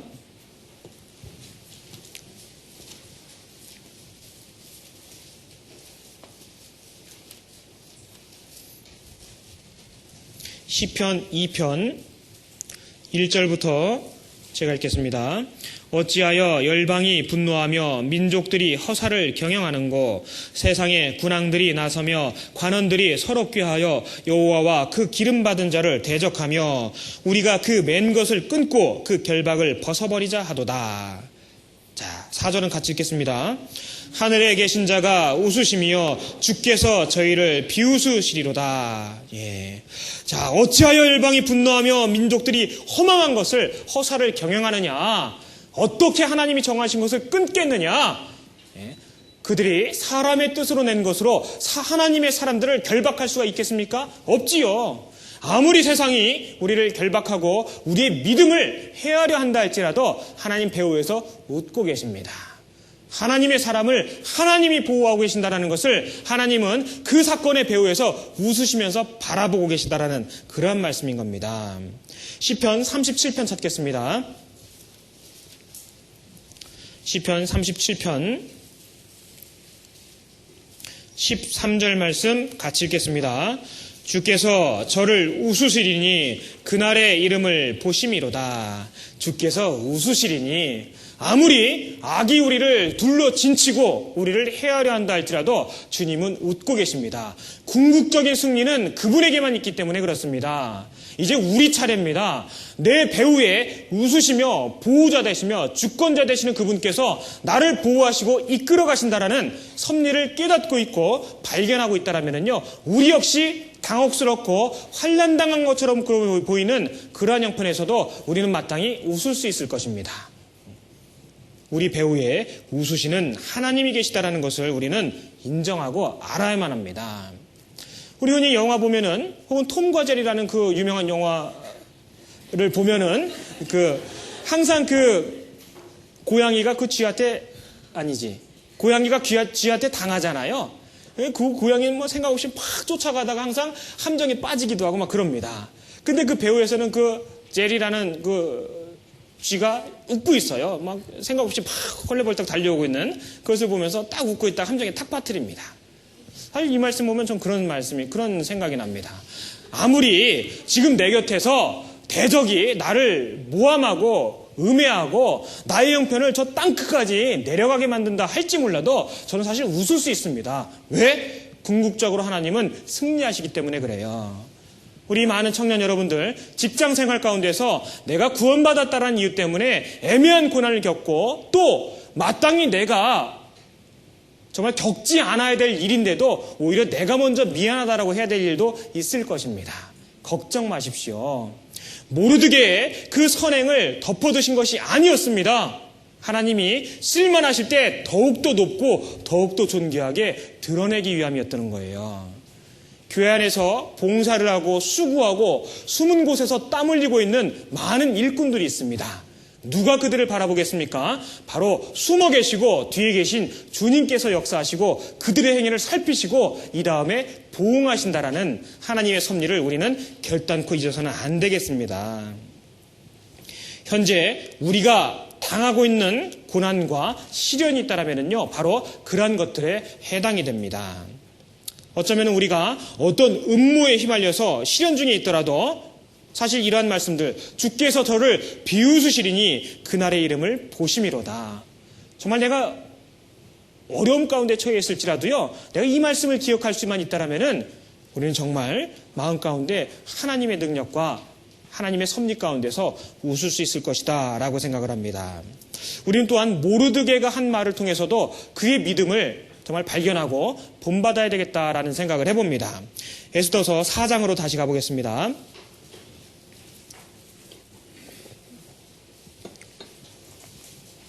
에스더 4장 14절 같이 읽겠습니다. 이때 내가 만일 잠잠하여 말이 없으면 유다인은 다른 데로 말미암아 노임과 구원을 얻으려니와 너와 네 아비 집은 멸망하리라. 내가 왕후의 위를 얻은 것이 이때를 위함이 아닌지 누가 아느냐. 절대로 유대인은 망하지 않을 거라는 확신이 있었던 거예요. 모르드게의 믿음이었습니다. 시련과 시련을 당한다 할지라도 절대 망하지 않을 것에 대한 확신이 그의 간증을 통해서, 그의 입을 통해서 나오고 있습니다. 주님 나라에 이를 때에 우리의 명예를 회복하실 것을 믿을 때 우리는 웃을 수 있습니다. 우리더러 정말 성경을 잘 모르는 많은 이들이요, 혹은 어떤 조롱과 비난을 이야기할 때도 있으리라 생각을 합니다. 내가 직접적으로 혈육과 그런 일들 때문에 눈물을 흘려야 되는 경우들도 많이 경험하고 계실 거라 생각을 합니다. 하지만 어떠하십니까? 내가 아버지를 믿으니 나를 믿으라 라고 주님께서 말씀하셨습니다. 우리가 정말 살아서 역사하시고 우리 배후에서 섭리 가운데 계시는 주님을 믿는다라면요, 우린 도리어 그러한 상황 가운데서 내 믿음을 드러내는 기회로 삼을 수 있을 것이다 라고 생각되지 않습니까? 자, 이 180일간 지속된 잔치, 당시 역사의 기록들은 그것들이 실제 존재했었음을, 또 충분히 그러하다라는 것을 증명을 하고 있습니다. 자, 이제 그 다른 주인공들이 있습니다. 그 하만과 모르드게가 있는데요. 왜 모르드게가 하만에게 절을 하지 않았을까요? 분명히 그것은 하만이 요구했던 그 경배는요, 신에게 요구하는 수준의 경배였을 겁니다. 하나님에 대해서만 경배할 수 있는 그들의 모습 가운데 절대 용납할 수 없는 그러한 것들이었을 겁니다. 뿐만 아니라 하만은 아각 사람이었습니다. 아각 사람. 그 앞에 3장 1절을 보겠습니다.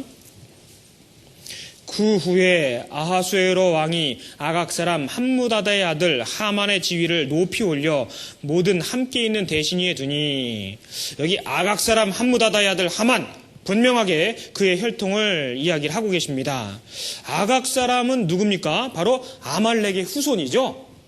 아말렉은 또 누구의 후손입니까? 바로 에서의 손자가 아말렉이었어요. 하나님의 뜻을 저버린 것에 해당이 됩니다. 자, 그 아말렉은 하나님이 말씀하시기를 도말하라, 진멸하라고 하셨습니다. 근데 남았지요.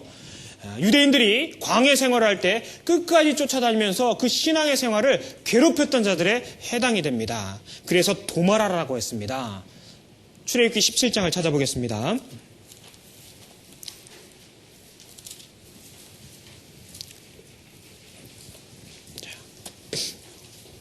출애굽기 17장 13절, 14절 같이 읽겠습니다. 여호수아가 칼날로 아말렉과 그 백성을 쳐서 파하니라. 여호와께서 모세에게 이르시되 이것을 책에 기록하여 기념하게 하고 여호수아의 귀에 외워 들리라. 내가 아말렉을 도말하여 천하에서 기억함이 없게 하리라. 자, 천하에서 그 기억함이 없게 하겠다, 도말하라는 것이 하나님의 뜻이었고 그들의 뜻이었습니다. 근데 그래야지 못했습니다. 우리 삶도 마찬가지라고 생각되지 않습니까? 내가 만일에 내 개인적인 삶 가운데서 내가 끊쳐버리고 도말하고 진멸해야 될 것을 내가 단호하게 행하지 못하면은요, 끝까지 나의 삶을 괴롭히고 언젠간 다시 살아나서 다른 것으로 오도하게 되는 그런 일을 겪을 수가 있습니다. 바로 이 아각 사람 하만, 아말렉의 후손이었던 거예요. 그래서 이 모르드게는 하만에게 절하지 않았을 것이다 라고 생각이 되어집니다.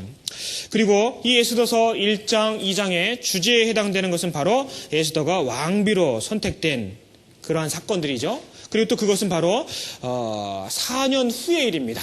다시 에스더서 1장으로 한번 가보겠습니다.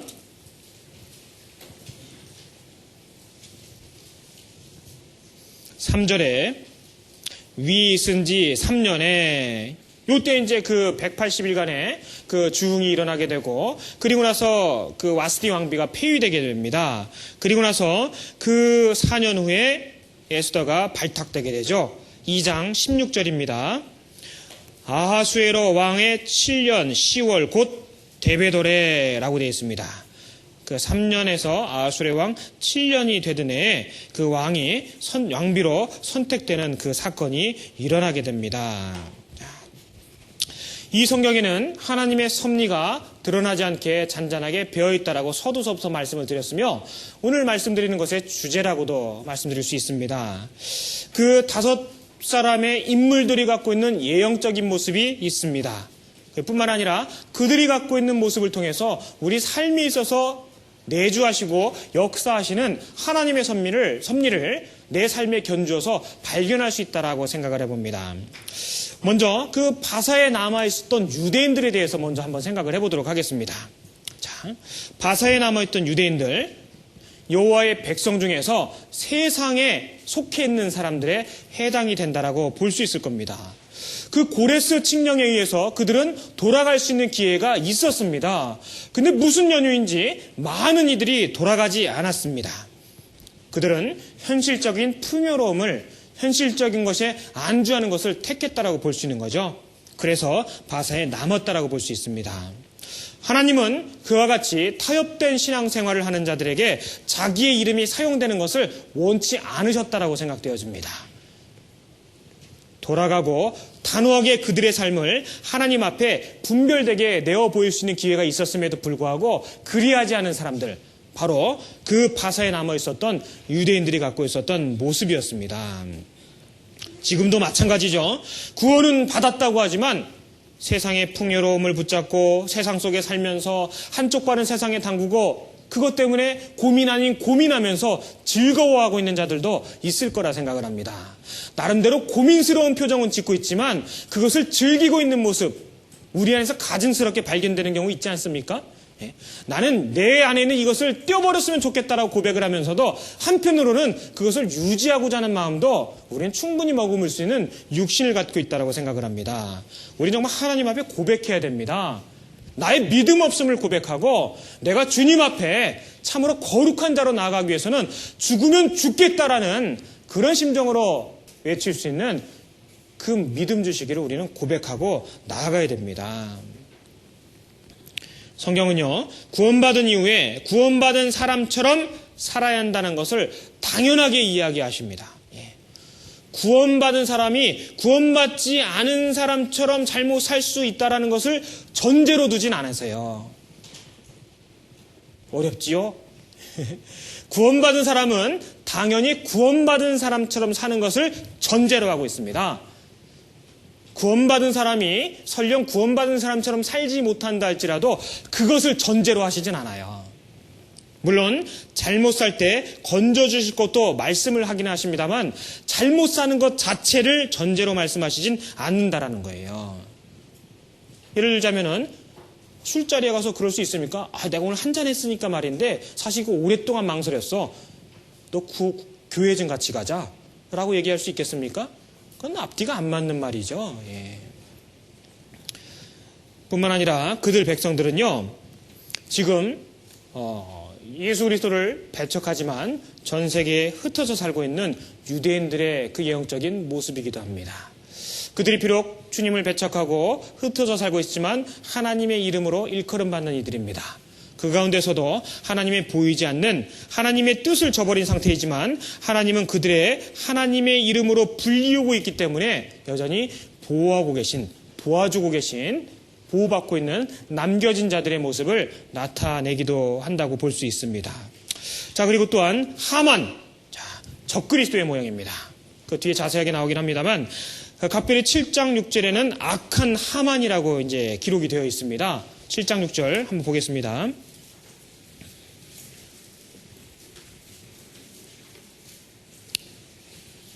에스더가 가로되 대적과 원수는 이 악한 하만이다 하니 하만이 왕과 왕후 앞에서 두려워하거늘. 예. 자, 두 번째 그 연회를 베풀 때 에스더가 콕 집어서 얘기했습니다. 바로 그는 이 악한 하만이니이다. 자, 그 히브리의 숫값으로 그 악한 하만이라는 그 명칭을 숫값으로 환산을 해보면은요, 666이라는 숫값을 띄고 있다라고 합니다. 놀랍지 않습니까? 악한 하만, 적그리스도의 예형적인 모습을 갖고 있습니다. 그 큰 권력, 아수에로 왕의 버금가는 그 다음 자리를 차지하고 있는 그 권세를 누리고 있습니다. 그리고 아주 엄청난 교만함을 보여주고 있습니다. 왕처럼 되고자 해서 자기가 왕의 왕관과 왕복과 왕에 타는 말을 아주 당당하게 줄 것을 요청을 하고 있습니다. 땅에 떨어진 그 사단의 모습을 고스란히 하만이 드러내고 있습니다. 왕처럼 되고자 하는 교만함을 갖고 있습니다. 뿐만 아니라 하나님에게 속한 사람들을 대적하고 죽이고자 하는 아주 강렬한 증오심을 갖고 있습니다. 하지만 궁극적으로 그의 결과는 파멸이었습니다. 자, 이 모든 것들은 적그리스도의 예형적인 모습이라 생각할 수 있습니다. 그리고 또 서두에 말씀드린 대로 이 아수르의 왕, 자, 127도 온 천하의 많은 부분을 다스리고 있는 그 아수에로 왕, 하나님의 예형적인 모습입니다. 근데 또 어떤 분이 그렇게 생각하실 수도 있겠어요. 아니, 그렇게 괴팍스러운 사람이 어떻게 하나님의 예형적인 모습이라고 할 수 있습니까? 혹시 그런 생각하십니까? 예? 뭐 사람을 두 동강 내고 막 그랬다는데. 예? 자, 예형이라는 것은요, 말 그대로 그에게 있어서 부분적인 것을 이야기하는 것이지 그 삶의 전체적인 것을 이야기하는 것은 아닙니다. 자, 여호와는 나의 목자시니, 그죠? 그런 말씀이 있죠? 근데 결국 목자가 그 양들 잡아먹거든요? 자, 제가 그 심한 말을 드린 것이 아니고 예형, 모형이라는 것은요, 부분적인 것을 갖다 인용을 한다는 것입니다. 모형은 부분적인 것을 이야기하는 거예요. 자, 다윗은 예수 그리스도의 모형입니다. 근데 다윗이 간음하지 않았습니까? 네. 자, 성경에서 섭리 가운데 들어있는 예형, 모형의 모습을 이해하지 못하면은요, 속으로 그런 생각하는 거예요. 아까 표정이 좀 그랬어. 그래서 그 아하수의 왕은 그 엄청난 왕권을 소유하고 있습니다. 그 직분과 권력을 누리고 있습니다. 하지만 그의 성품과 인격은 그 그리스도의 하나님의 예형적인 모습은 아니라고 하겠죠. 자, 에스더, 여러분들이 사랑하시고 주님이 그 사랑하셨던 에스더, 교회의 모형입니다. 그녀는 아리따움을 소유하고 있었습니다. 외형적으로 치장한 아리따움이 아니라 그 안에, 그 질그릇 안에 심히 아름다운 보배를 갖고 있다라고 그리스도인들을 일컬은 것처럼 그녀는 교회의 아름다움을 소유하고 있었습니다. 뿐만 아니라 그 정말 이방민족의 부모도 없는 고아였습니다. 근데 그가 엄청난 나라의 왕비가 됐습니다. 누구 얘기 같습니까? 제 얘기고 우리 얘기잖아요. 천지 창조주시고 심판자시고 주권자 되시는 분의 신부가 되는 게 누구입니까? 바로 믿음으로 구원받은 우리들입니다. 그래서 에스더는요, 아름다운 교회, 또 높이 올라간 그의 모습은 하나님의 신부가 되는, 그리스도의 신부가 되는 그 교회의 모습을 드러내고 있습니다. 우리는 법을 갖고는 그 앞에 못 나가는 거예요. 왕이 그물을 내어밀지 않으면은 그 앞에 못 나가지 않습니까? 죽임당하지 않습니까? 율법으로 나아가는 것이 아닌 거예요. 그죠? 하지만 우리는 은혜로 나아갑니다. 은혜로 나아갑니다. 그래서 우리가 믿음으로 그 앞에 당당히 나아감을 얻었노라 라고 에베소 3장은 고백하고 있습니다. 내가 정말 고아요, 포로요, 유대인이요, 그런 낮은 신분에서 전격적으로 그 엄청난 왕의 왕후가 될 수 있었던 것, 그 법을 거스르고도 나아갈 수 있었던 것은 바로 하나님의 은혜였다라는 것을 에스더를 통해서 발견하게 됩니다. 자, 그리고 또 이 모르드게, 대환란을 통해서 또 천년왕국에 들어가는 유대인들에 대한 모형이라고 이렇게 또 생각을 할 수도 있을 것입니다. 하만에게 부복하지 않았거든요. 그런 여러 가지 이제 모형들을 갖고 있습니다. 그 에스더 서론 부분을 살펴보도록 하겠습니다. 자, 에스더는 본서 주인공 바사식 이름 에스트레에서 유래하였다. 히브리 원전과 마찬가지로 70인역 성격 그리고 또 벌게이트 역의 본서 제목도 역시 별이라는 의미를 지닌 에스테를 그대로 따랐다. 자, 그 에스더의 구성은요, 1장부터 5장까지와 그리고 6장부터 10장까지의 내용을 나눠서 살펴볼 수가 있습니다. 그 전반부는 유대인들에 처한 중대한 위기입니다. 겉으로 드러나 있는 심대한 위기 가운데 그들이 울부짖으며 고민하게 되고 고통 가운데 허덕이게 되는 모습이 잠깐 동안 드러납니다. 하지만 그것이 궁극적인 것은 아니죠. 결론은 하나님께서 승리하시고 유대인들이 승리하고 그 날들을 기쁨 가운데 보내게 되는 불임절로서 마감하게 되는 그러한 내용으로 기술이 되어 있습니다. 이 에스더서는 궁극적으로 신약 시대에 사는 우리들에게 하나님은 어떤 분인가, 또 어떤 곳, 어떤 상황에서도 우리를 보호하시고 택한 자들을 지켜주신다라는 하나님의 보이지 않는 섭리를 드러내 보이고 계십니다. 이스라엘을 죽이려고 했던 원수가 오히려 죽임을 당하고 선민 이스라엘이 하나님의 기적적인 섭리 가운데서 구원함을 얻게 되는 그 사건을 이 성경은 기록을 하고 있습니다. 넓게 봤을 때는요, 성도와 이 교회를 멸하려는 모든 사단의 세력들이 멸하여지고 교회의 영원한 승리를 예언적으로 보여주고 있는 것이 가장 큰 주제다라고 말씀을 드릴 수 있습니다. 유대인들은 그 생존을 위협했던 그 이방 땅 수산성에 비유될 수 있는 이 사회를 살아가고 있는 우리들의 모습과도 흡사합니다. 우리는 어떠한 위협이나 좌절 가운데서도 타협을 하거나 낭망해서는 안 된다는 것을 본서는 배경을 갖고 있고 기록한 목적으로 처음부터 끝까지 드러내고 있습니다. 자, 에스더의 내용 전개 과정을 조금만 보겠습니다. 1차 포로 귀환과 에스라의 지도하에 이루어진 제2차 포로 귀환 사이 이러한 일로서 1차 귀환이 완료되는 에스라 6장과 2차 귀환이 시작되는 에스라 7장 사이에 놓여진다. 우리가 지난번에 에스라서를 공부할 때 그 에스라서 6장과 7장 사이에 공백이 있음을 우리가 발견을 했습니다. 바로 그 사이에 이 에스더서에 기록된 내용이 해당되는 1차 기환과 2차 기환 사이에 이 에스더서가 기록이 되어 있음을 발견할 수가 있습니다. 그것을 4개의 부문으로 나눠본다면요, 발단은 와스디 왕비의 폐위와 에스더의 왕후 즉위라고 볼 수 있습니다. 그리고 또 그것은 하만의 유대인 말살 음모라는 전개 과정을 통해서 급진적으로 그들이 죽음 앞에 내몰리게 됩니다. 그리고 그것이 절정에 이르고 급반전을 이루게 되는 것은 바로 하만의 처형과 모르드게가 인장반지를 다 대신해서 끼게 되는 그 장면으로 말씀드릴 수 있습니다. 그리고 유대인들의 그 승리 가운데 기뻐하는 모습, 궁극적으로 교회를 보호하시고 하나님의 사람들을 인도해내시고 이끌어내시는 하나님의 섭리 가운데 축제를 벌이는 장면으로 그 에스더서는 마감을 하고 있습니다. 자, 장별로 주요한 내용들을 여기 기술을 해 놓았습니다.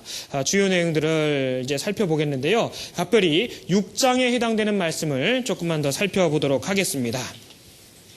자, 6장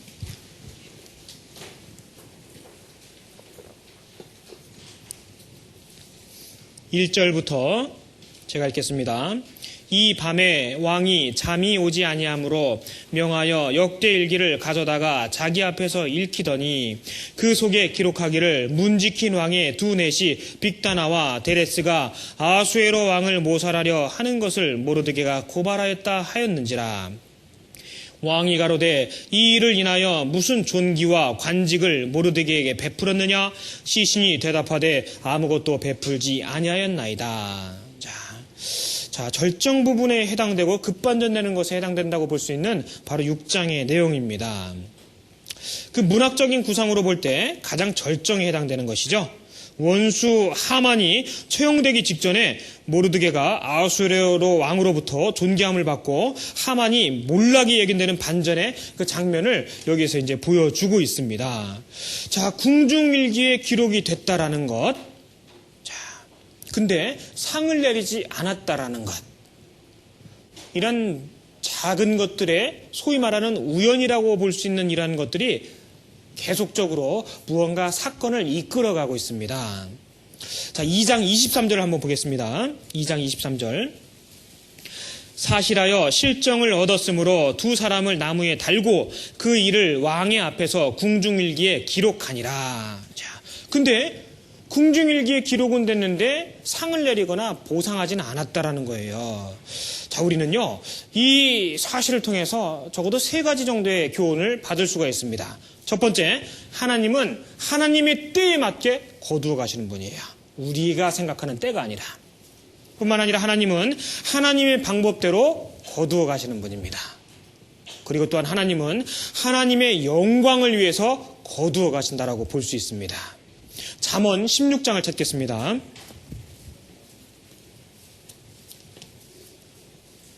잠언 16장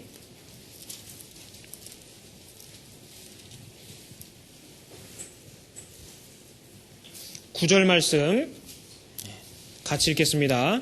사람이 마음으로 자기의 길을 계획할지라도 그 걸음을 인도하는 자는 여호와시니라. 우리가 수없이 많은 계획과 많은 고민 가운데서 방황할지라도 궁극적으로 그 발걸음을 하나님이 옮겨주시지 않는다면요, 우리는 얻을 수 없다라는 것. 하나님 편에서 우리는 봐야 된다는 것을 분명히 인정해야만 합니다.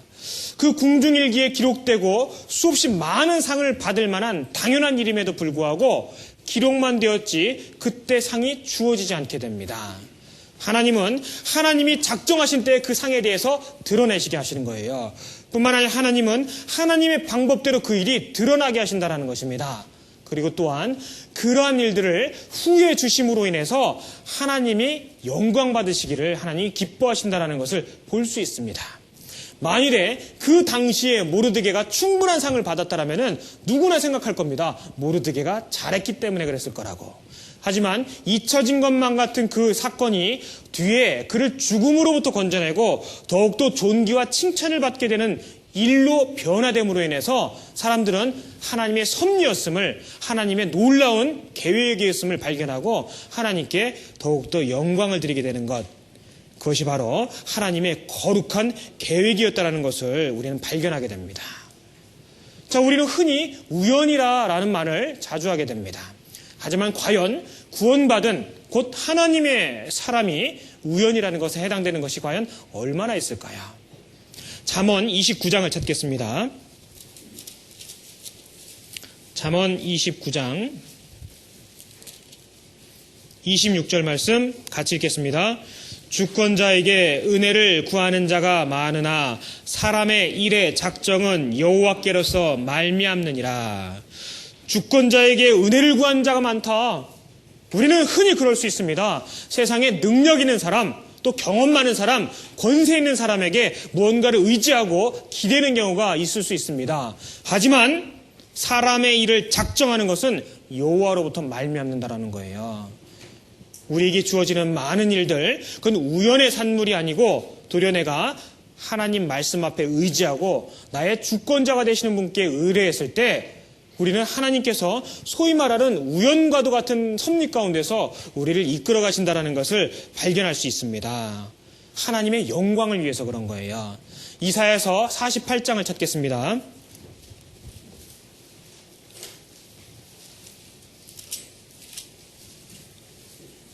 이사야서 48장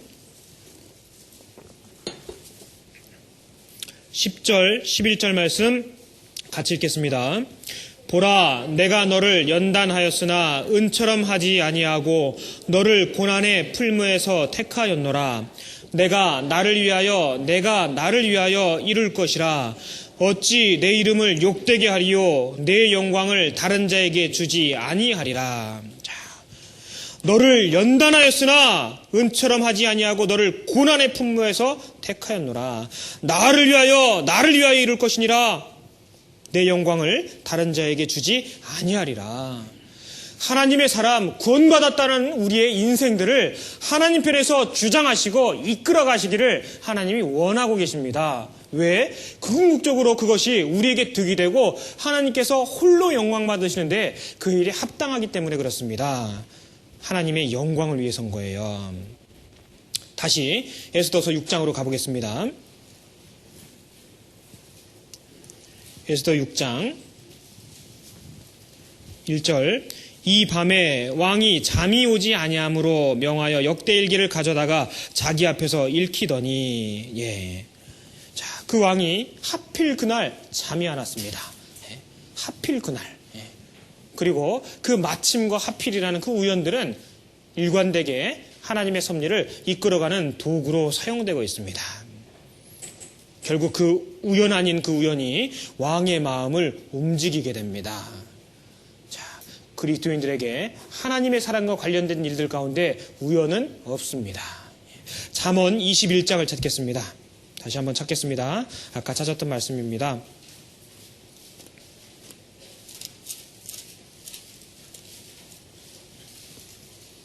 잠언 21장 1절 제가 읽겠습니다. 왕의 마음이 여호와의 손에 있음이 마치 보의 물과 같아서 그가 임의로 인도하시느니라. 자, 왕의 마음을 움직여가는 것. 그것은 바로 그 배후에 있는 하나님의 주권이라는 거예요. 그 보의 물을 이끌어내고 담기도 하는 것처럼 그 배후에 간섭하시는 역사가 있다는 것을 성경은 말씀을 하고 계신 겁니다. 자, 시기와 우연이 모든 자들에게 임한다라고 성경은 말씀하고 계십니다. 시기와 우연이 모든 사람들에게 임한다. 전도서 9장입니다. 찾겠습니다.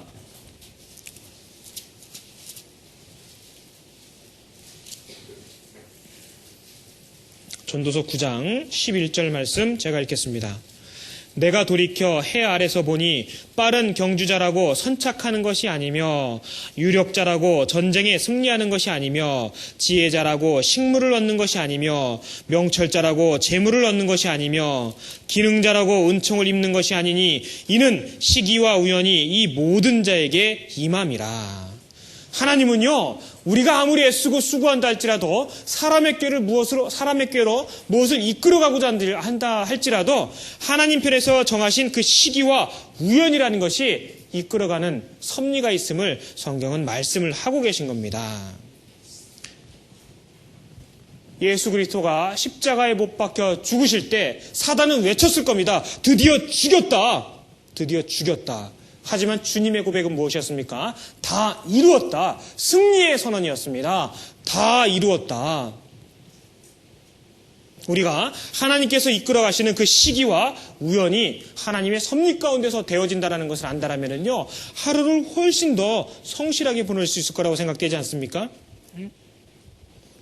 우리에게 보이지 않는 것을 볼 수 있게 해주시는 것, 들리지 않는 것을 들을 수 있는 것, 듣게 해주시는 것, 바로 그런 능력 있는 자들이 강한 자 아니겠습니까? 눈에 보이는 것 때문에 현혹되고 눈에 보이는 것 때문에 낙심되는 자들은 약한 자입니다. 눈에 보이지 않고 귀에 들리지 않는 것들을 볼 수 있고 들을 수 있는 자들이 진정한 강한 자라고 생각합니다. 세상 안에서 그런 자들이 시험에 넘어지지 않습니다. 왜? 하나님께서 그들에게 역사하시는 시기와 우연이 모든 자에게 있다는 것을 믿는 자이기 때문에 그런 거예요. 자, 룻을 한번 생각해 보십시오. 그가 그 이삭을 줍다 보니까 그 보아스의 밭까지 이른 것이에요. 그죠? 저기가 보아스의 밭이니까 애따 거기까지는 가자? 이거였습니까? 아니잖아요. 눈을 들어 보니까 보아스를 만나게 되었던 거예요. 하나님이 이끌어 가셨던 겁니다. 하나님이 허락하시지 않으면요, 하나도 이루어질 수가 없는 거예요. 하나님이 허락하시지 않으면 공중의 참새도 떨어지지 않겠다라고 말씀하시지 않습니까? 마찬가지입니다. 우리 그리스도인들에게 모든 것을 우연이라고 치부해 보이기에는 우리의 믿음이 민망해집니다. 그 열왕기상 22장을 찾겠습니다.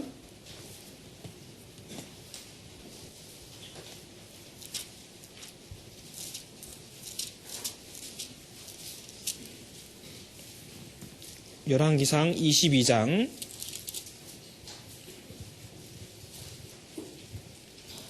34절부터 제가 읽겠습니다. 한 사람이 우연히 활을 당기어 이스라엘 왕의 갑옷 솔기를 쏜지라.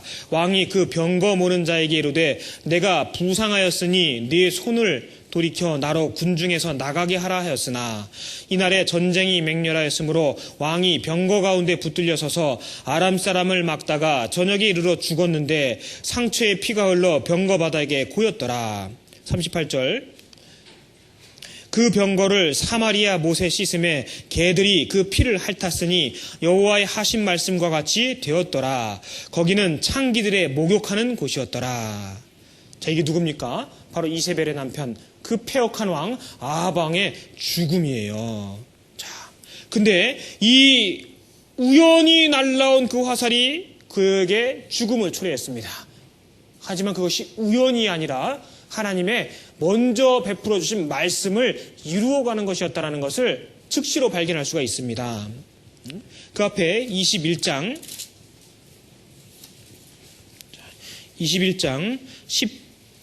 19절 너는 저에게 말하여 이르기를 여호와의 말씀이 내가 죽이고 또 빼앗았느냐 하셨다 하고 또 저에게 이르기를 여호와의 말씀이 개들이 나봇의 피를 핥은 곳에서 개들이 내 피 곧 내 몸의 피도 핥으리라 하셨다 하라. 나봇의 포도원을 임의로 취했잖아요. 하나님께서 그가 어떻게 죽임당하고 그 피가 개들에게 핥음당할 것을 말씀을 하셨던 겁니다. 우연히 날라온 화살이라고 볼 수 없었다라는 거예요. 그리스도인들에게서 이러한 하나님의 섭리는 분명히 삶의 많은 방향들을 바꾸는데 도움이 될 거라 생각을 합니다. 잠언 8장을 찾겠습니다.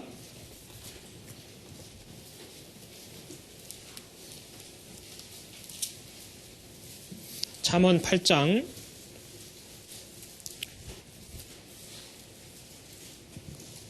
14절부터 16절까지 같이 읽겠습니다.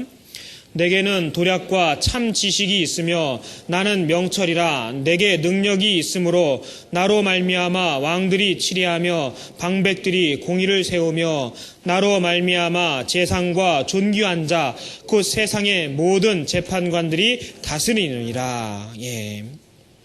하나님께서 그 세상 역사를 이끌어 가시고 하나님께서 홀로 영광 받으시기 위해서 많은 것들을 사용한다라는 것을 우리는 발견할 수가 있습니다. 예수 그리스도께서 십자가에 못 박혀 죽으실 때 마귀는 승리한 줄 알았지만 주님이 궁극적으로 승리했다라는 것을 우리는 하나님의 초월적인 통치를 통해서 발견하게 됩니다. 사단의 대적하는 역사가 크면 클수록 하나님의 역사도 더욱더 크게 나타난다는 것을 우리는 믿으며 발견할 수 있습니다. 에스더 6장에 기록된 대로 그 왕이 그 밤에 잠이 안 오고 왕궁의 일기 가운데서도 각별히 그것을 읽게 되었던 것 자체가 하나님께서 하나님의 섭리 가운데 그를 두셨음을 충분히 짐작케 하는 말씀드린 거예요. 뿐만 아니라 에스더는요, 때를 기다릴 줄 알고 그 때를 사용할 줄 아는 그러한 지혜를 가진 사람이었습니다. 결국 그러한 섭리들이 배후에서 하나님이 역사하셔서 고통을 기쁨으로 바꿔주셨습니다. 기다리는 자에게 복이 있음을 궁극적으로 하나님이 드러내 보이신 거라고 말씀드릴 수 있습니다. 그 앞에 이사야서 30장을 찾겠습니다. 그 뒤에 이사야서 30장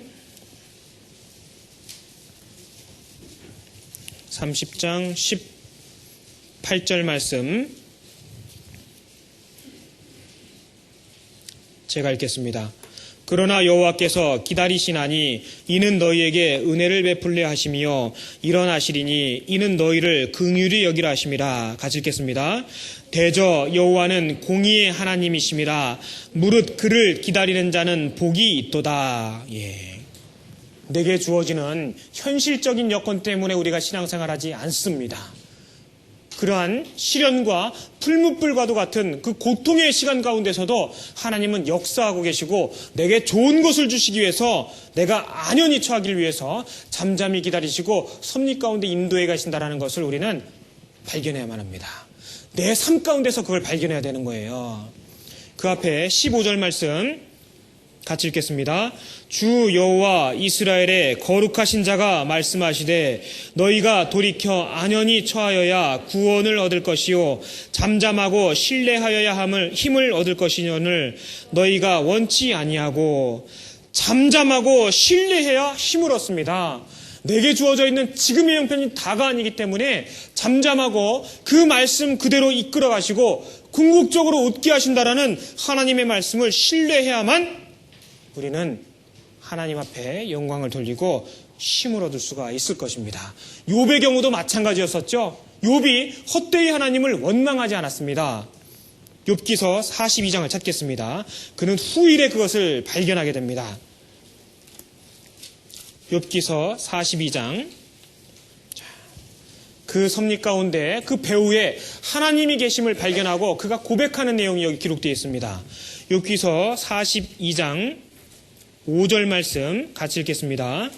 내가 주께 대하여 귀로 듣기만 하였사더니 이제는 눈으로 주를 배움나이다. 자, 이제는 눈으로 주를 배움나이다.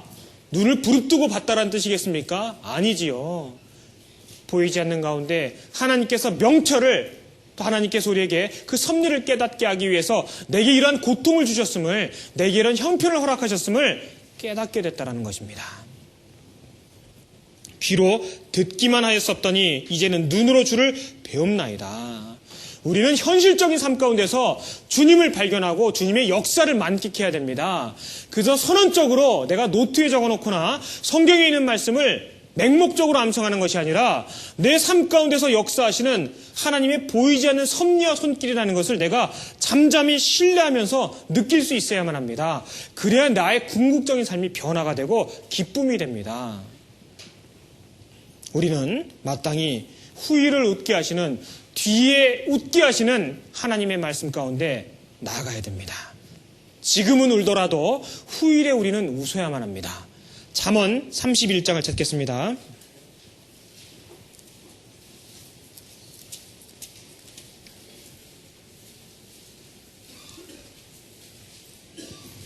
잠언 31장 25절 같이 읽겠습니다. 능력과 존귀로 옷을 삼고 후일을 웃으며. 자, 후일을 웃는다는 것은 무엇입니까? 현재는 고통스럽다는 거잖아요. 우리에게 명확하고 분명한 미래의 소망이 있고 약속이 있음으로 인해서 우리는 참을 수 있고 기다릴 수 있습니다.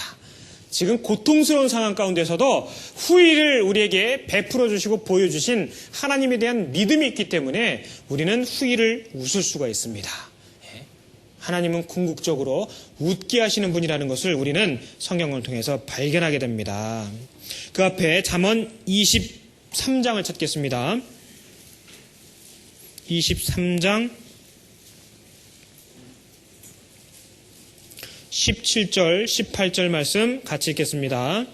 네 마음으로 죄인의 형통을 부러워하지 말고 항상 여호와를 경외하라. 정령이 네 장래가 있겠고 네 소망이 끊어지지 아니하리라. 항상 여호와를 경외하라. 그렇다면은 내게는 장래가 있을 것이다. 어떤 장래겠습니까? 상급받는 장래입니다. 주님과 더불어 먹고 마시고 즐거워하고 기뻐하는 그 후일이 있다라는 것입니다. 현재 몸이 건조하고 무덤덤한 일상을 보내고 있다라고 고민하고 계십니까? 정말 그 잔잔한 삶 가운데서 하나님이 나를 더욱더 이끌어내시기 위해서 주시는 교훈이 뭐가 있는지 생각해 볼 필요가 있습니다. 우리보다 먼저 앞섰던 많은 그리스도인들은 바로 그러한 것들을 발견하고 몸은 비록 죽을지라도 정말 죽은 자처럼 살았을지라도 후기를 기약하면서 웃을 수가 있었습니다. 누가복음 6장을 찾겠습니다.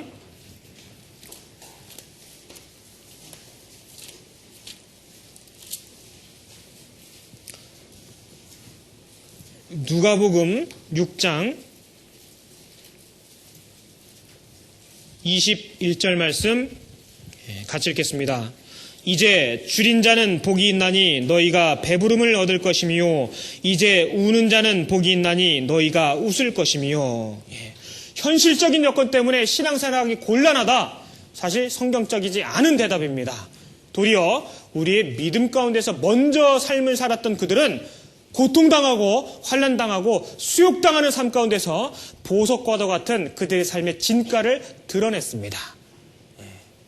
우리 삶은 어떠합니까? 그들의 삶과 충분히 비교해봐야만 하는 그런 것이라고 여겨지지 않습니까? 이제 우는 자는 복이 있나니 너희가 웃을 것이며 지금 울어야 나중에 더욱더 기쁘게 웃을 수 있는 거예요. 무엇 때문에 울어야 됩니까? 주님의 일을 위해서, 교회의 일을 위해서, 영혼 건지는 일을 위해서, 어제보다 더욱더 변화된 나를 위해서, 세상 사람이 기뻐하고 박수치는 것을 마음 둬서가 아니라 하나님께서 기뻐하시고 하나님께서 인정하시는 그 삶을 위해서 우리가 지금 울어야 됩니다. 그래야 후일에 크게 그분이 웃으신다라는 것을 우리는 잊어서는 안 됩니다. 예수님의 말씀이거든요. 하나님의 말씀입니다. 자, 후반부에 중요한 교훈들 몇 가지만 살펴보겠습니다.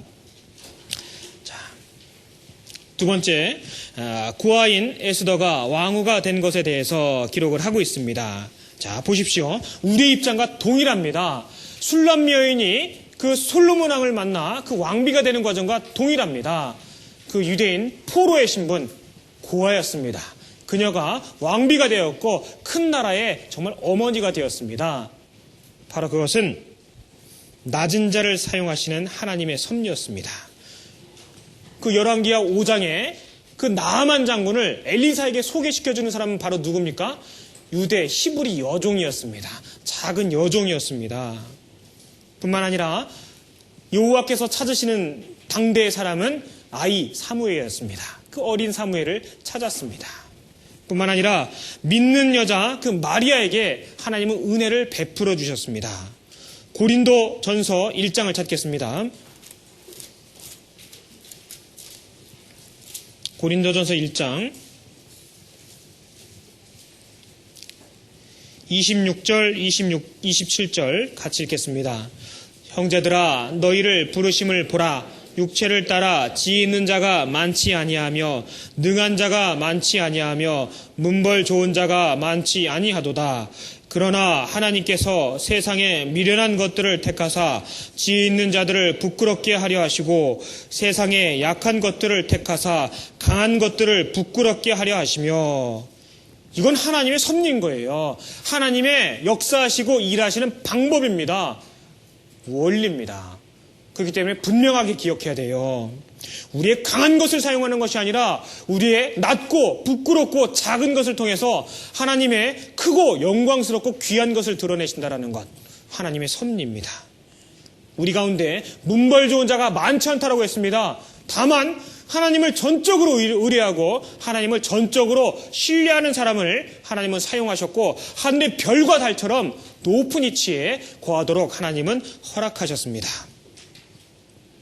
부모가 없는 고아 신분의 에스더를 이락 대제국의 왕비로 세우신 하나님의 섭리는 신약성경도 마찬가지라고 볼 수 있습니다. 고린도후서 1장을 찾겠습니다. 고린도후서 1장 9절 말씀 같이 읽겠습니다. 우리 마음에 사형 선고를 받은 줄 알았으니 이는 우리로 자기를 의뢰하지 말고 오직 죽은 자를 다시 살리시는 하나님만 의뢰하게 하심이라. 우리는 우리 마음에 사형 선고를 이미 받았습니다. 예수 죽인 흔적이 내 몸에 있다라고 했습니다. 내가 그것을 짐처럼 여기고 살아가고 있지 않습니까? 사형 선고 이미 받았습니다. 세상에서 잘 살 생각하십니까? 아니지요. 세상에서는 사형당하는 심정으로 주님의 복음을 위해서, 교회를 위해서, 하나님의 말씀을 위해서 살아가고자 애쓰는 것, 우리와 동일한 믿음을 소유했던 그들의 2000년 전의 고백이고 그들의 삶의 좌우명이었습니다. 나는 어떠합니까? 내가 살기를 원합니까? 전쟁터에서도요, 살기를 원하는 자는 죽는다라고 했습니다. 정말 죽기를 각오하고 사는 자가 결국 승리를 쟁취한다는 것은 보편적인 진리라고 여겨집니다. 에스더, 하나님은 작은 자, 또 천하고 낮지만 하나님을 의뢰하는 자를 들어서 사용하셨습니다. 그리고 또한 세 번째, 에스더가 자신을 단장하기 위하여 넷이 회개에 정한 것 외에는 다른 것을 구하지 않은 것에 대해서 성경은 기록을 하고 있습니다. 자, 그리스도인도 마찬가지지요. 우리가 육신적인 좋은 위치에 있든 혹은 그렇지 않든 간에 내가 주님 앞에 나아가는 것은 외형적인 모습이 아니라 정말 내면에 속이 깨끗해야 나오는 것이 깨끗할 수밖에 없지 않습니까? 여러 가지 갖추는 것이 문제가 아니라 내 안에 진정한 내가 변화되고 하나님 말씀 앞에 온전함을 얻는 것. 내가 거룩하니 너희도 거룩할지니라 라고 성경은 분명하게 말씀하시지 않습니까? 그분이 만약 우리의 진정한 아버지 되신다는 것을 내가 고백하고 있다면요, 그분의 자녀답게 살아야 되지 않겠습니까? 우리의 단장은 세상의 것이 아니라 나의 꾀나 나의 생각이 아니라 하나님께서 기뻐하시고 하나님께서 인정하시는 내 속으로부터의 깨끗함이어야 할 것입니다. 그리고 여섯 번째, 모르드게의 공로가 보응받지 못한 것에 대해서 우리는 참 교훈을 받을 수가 있습니다. 그 당시에 드러나지 않았던 일들, 하나님이 원하시고 하나님이 기뻐하시는 때에 더한 영광을 받게 하시기 위해서 하나님이 숨겨두시고 때를 도모하고 계십니다. 사도 바울이 세상 사는 동안에 수없이 많은 수욕 가운데서도 위로 얻기를 구하지 않았습니다. 주님을 만날 때 나로 자랑할 것이 있게 하려 함이라 사도 바울은 그렇게 고백을 하고 있습니다. 세상의 칭찬이나 세상의 박수를 우리가 쫓아 살지 않습니다. 세상에서 조롱당하고 수욕당한다 할지라도 궁극적으로 승리가 성취되어지는 그 삶의 끝에서 주님 앞에서 그것을 누려야만 합니다. 처음에는 보응받지 못했으나 후에 존귀케 되는 그러한 모습들을 성경은 말씀을 하고 계십니다. 자, 11번째, 하만의 교만한 모습. 사실 마귀가 된 것은 교만 때문이었습니다. 자기 위치를 지키지 못한 것에 대한 궁극적인 결과였습니다. 우리의 삶도 마귀가 보여줬던 그런 것들로부터 침투당하지 않도록 애써야 됩니다. 교만이라는 것을 적극적으로 막아야만 합니다. 일어서면은요, 높아지면은 넘어지는 일밖에 없는 거지 않습니까? 무릎 꿇고 기도하는 자는요, 선체로 흔들릴 위험이 없는 거예요. 그죠? 내가 꼿꼿하게 서 있다면 넘어질 염려가 있습니다. 하지만 무릎 꿇고 내가 기도하고 있다면은요, 넘어질 염려가 없는 거예요. 그리고 또 12번에 하만이 모르드게를 달려고 했던 나무에 도리어 그 하만이 달렸습니다. 자, 마귀는 예수님을 죽이려고 했는데 그로 인해서 자기의 권세가 깨지게 되는 것과 동일한 모습입니다. 민수기 21장에 보면은 그 불뱀에 물린 사람들을 살리기 위해서 장대 끝에 놋뱀이 매달렸습니다. 놋뱀이 매달렸습니다. 사단이 박살나는 장면이죠. 사망과 죽음의 권세, 뱀입니다. 그죠? 사단입니다. 그것이 깨어지고 죽임당하는 것, 그것이 바로 장대 끝에 달려서 죽임을 당한 것 상징이 놋뱀이 내어 걸린 것에 대한 모습이었습니다. 궁극적인 승리를 우리는 기다리고 있고 잘 알고 있습니다. 자,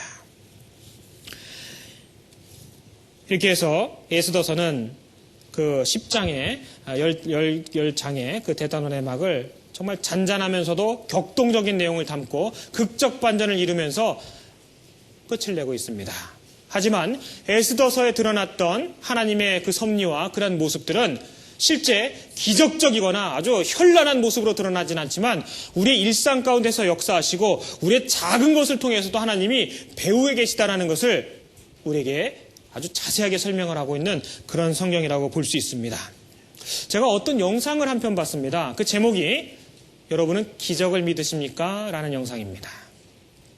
여러분들 기적을 믿으십니까? 여러분들 기적을 믿으십니까? 대답하기 곤란합니까? 네. 자, 나중에 이거 편집 좀 해주세요. 성경은 기적의 기록입니다.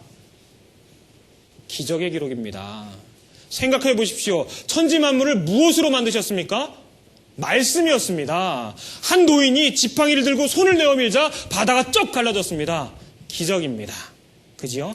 100세 된 노인이 아들을 낳았습니다. 기적이었습니다. 어설픈 돌멩이 5개로 그 골리앗이라는 자를 쓰러뜨렸습니다. 기적이었습니다.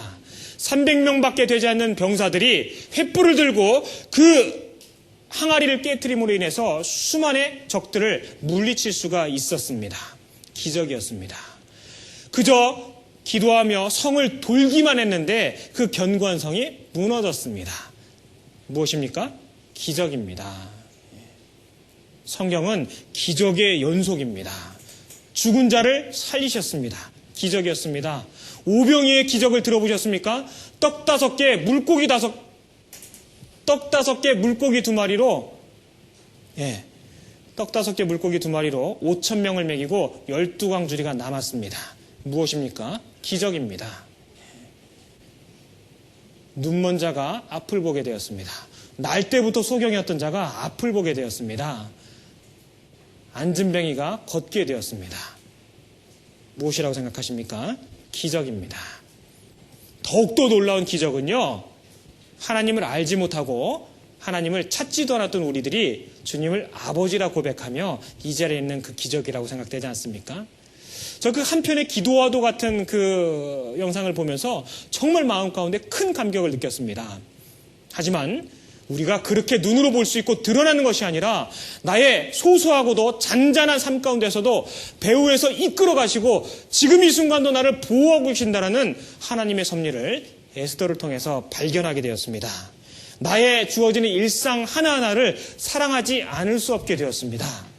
내게 주어지는 우연이라고 치부해버릴 수 있는 많은 일들이 하나님이 사용하시기를 원한다라는 것을, 내가 깨닫기를 원한다라는 것을 뒤늦게 발견하게 되었습니다. 이 에스더서는 눈에 띄는 기적은 없지만 그래서 더욱더 기적적인 장면으로 엮어져 가고 있습니다. 우리는 그가 이루실 것을 믿습니다. 내 삶에 하나도 놓치지 않고 다 보고 계신 그분이 나의 삶을 궁극적으로 웃게 하시기 위해서 이루실 것을 믿습니다. 데살로니가전서 5장을 찾겠습니다. 데살로니가전서 5장 24절 말씀 같이 읽겠습니다. 너희를 부르시는 이는 미쁘시니 그가 또한 이루시리라. 그가 이루십니다. 미쁘신 그분이 우리에게 주어지는 많은 일련의 일들을 통해서 그가 기뻐하시는 일을 이루신다라는 것, 우리는 그걸 믿습니다. 여러분들 고개 한번 들어보십시오. 우리가 세상을 살아나가는 이 하루하루를 무엇으로, 무슨 근거로, 무슨 힘으로 살고 있습니까? 주님이 세상을 이겼다라고 하셨습니다. 마땅히 우리는 그분의 자녀라고 일컬음받고 있습니다. 그분을 아버지라 섬기며 그렇게 고백을 하고 있습니다. 무슨 근거로 세상을 이기고 또한 그의 자치를 쫓아가실 겁니까? 그것은 바로 나의 다부진 각오가 아니고 나의 용기가 아니라 하나님의 말씀을 믿는 믿음이라는 것을 우리는 분명하게 선포할 필요가 있습니다. 세상을 이긴 이김은 이것이니 우리의 믿음이니라. 우리의 드러나지 않은 삶을 보고 계십니다. 그 일상 가운데서 주님은 이끌어가고 계십니다.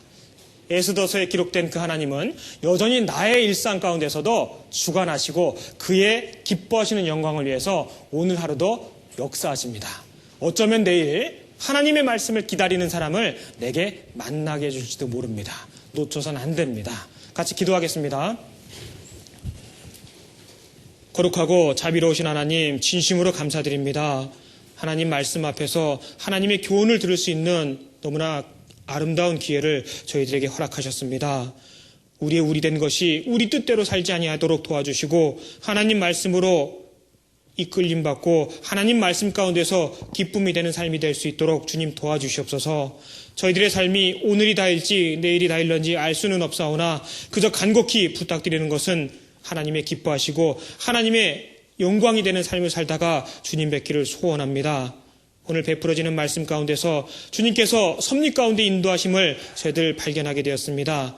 우리의 일상 가운데서 주님을 즐거워하며 주님을 기뻐하는 자가 될 수 있도록 도와주시옵소서. 저희를 사랑하시고 영원한 죄악에서 건지신 예수님 이름으로 감사하며 기도드렸습니다. 아멘.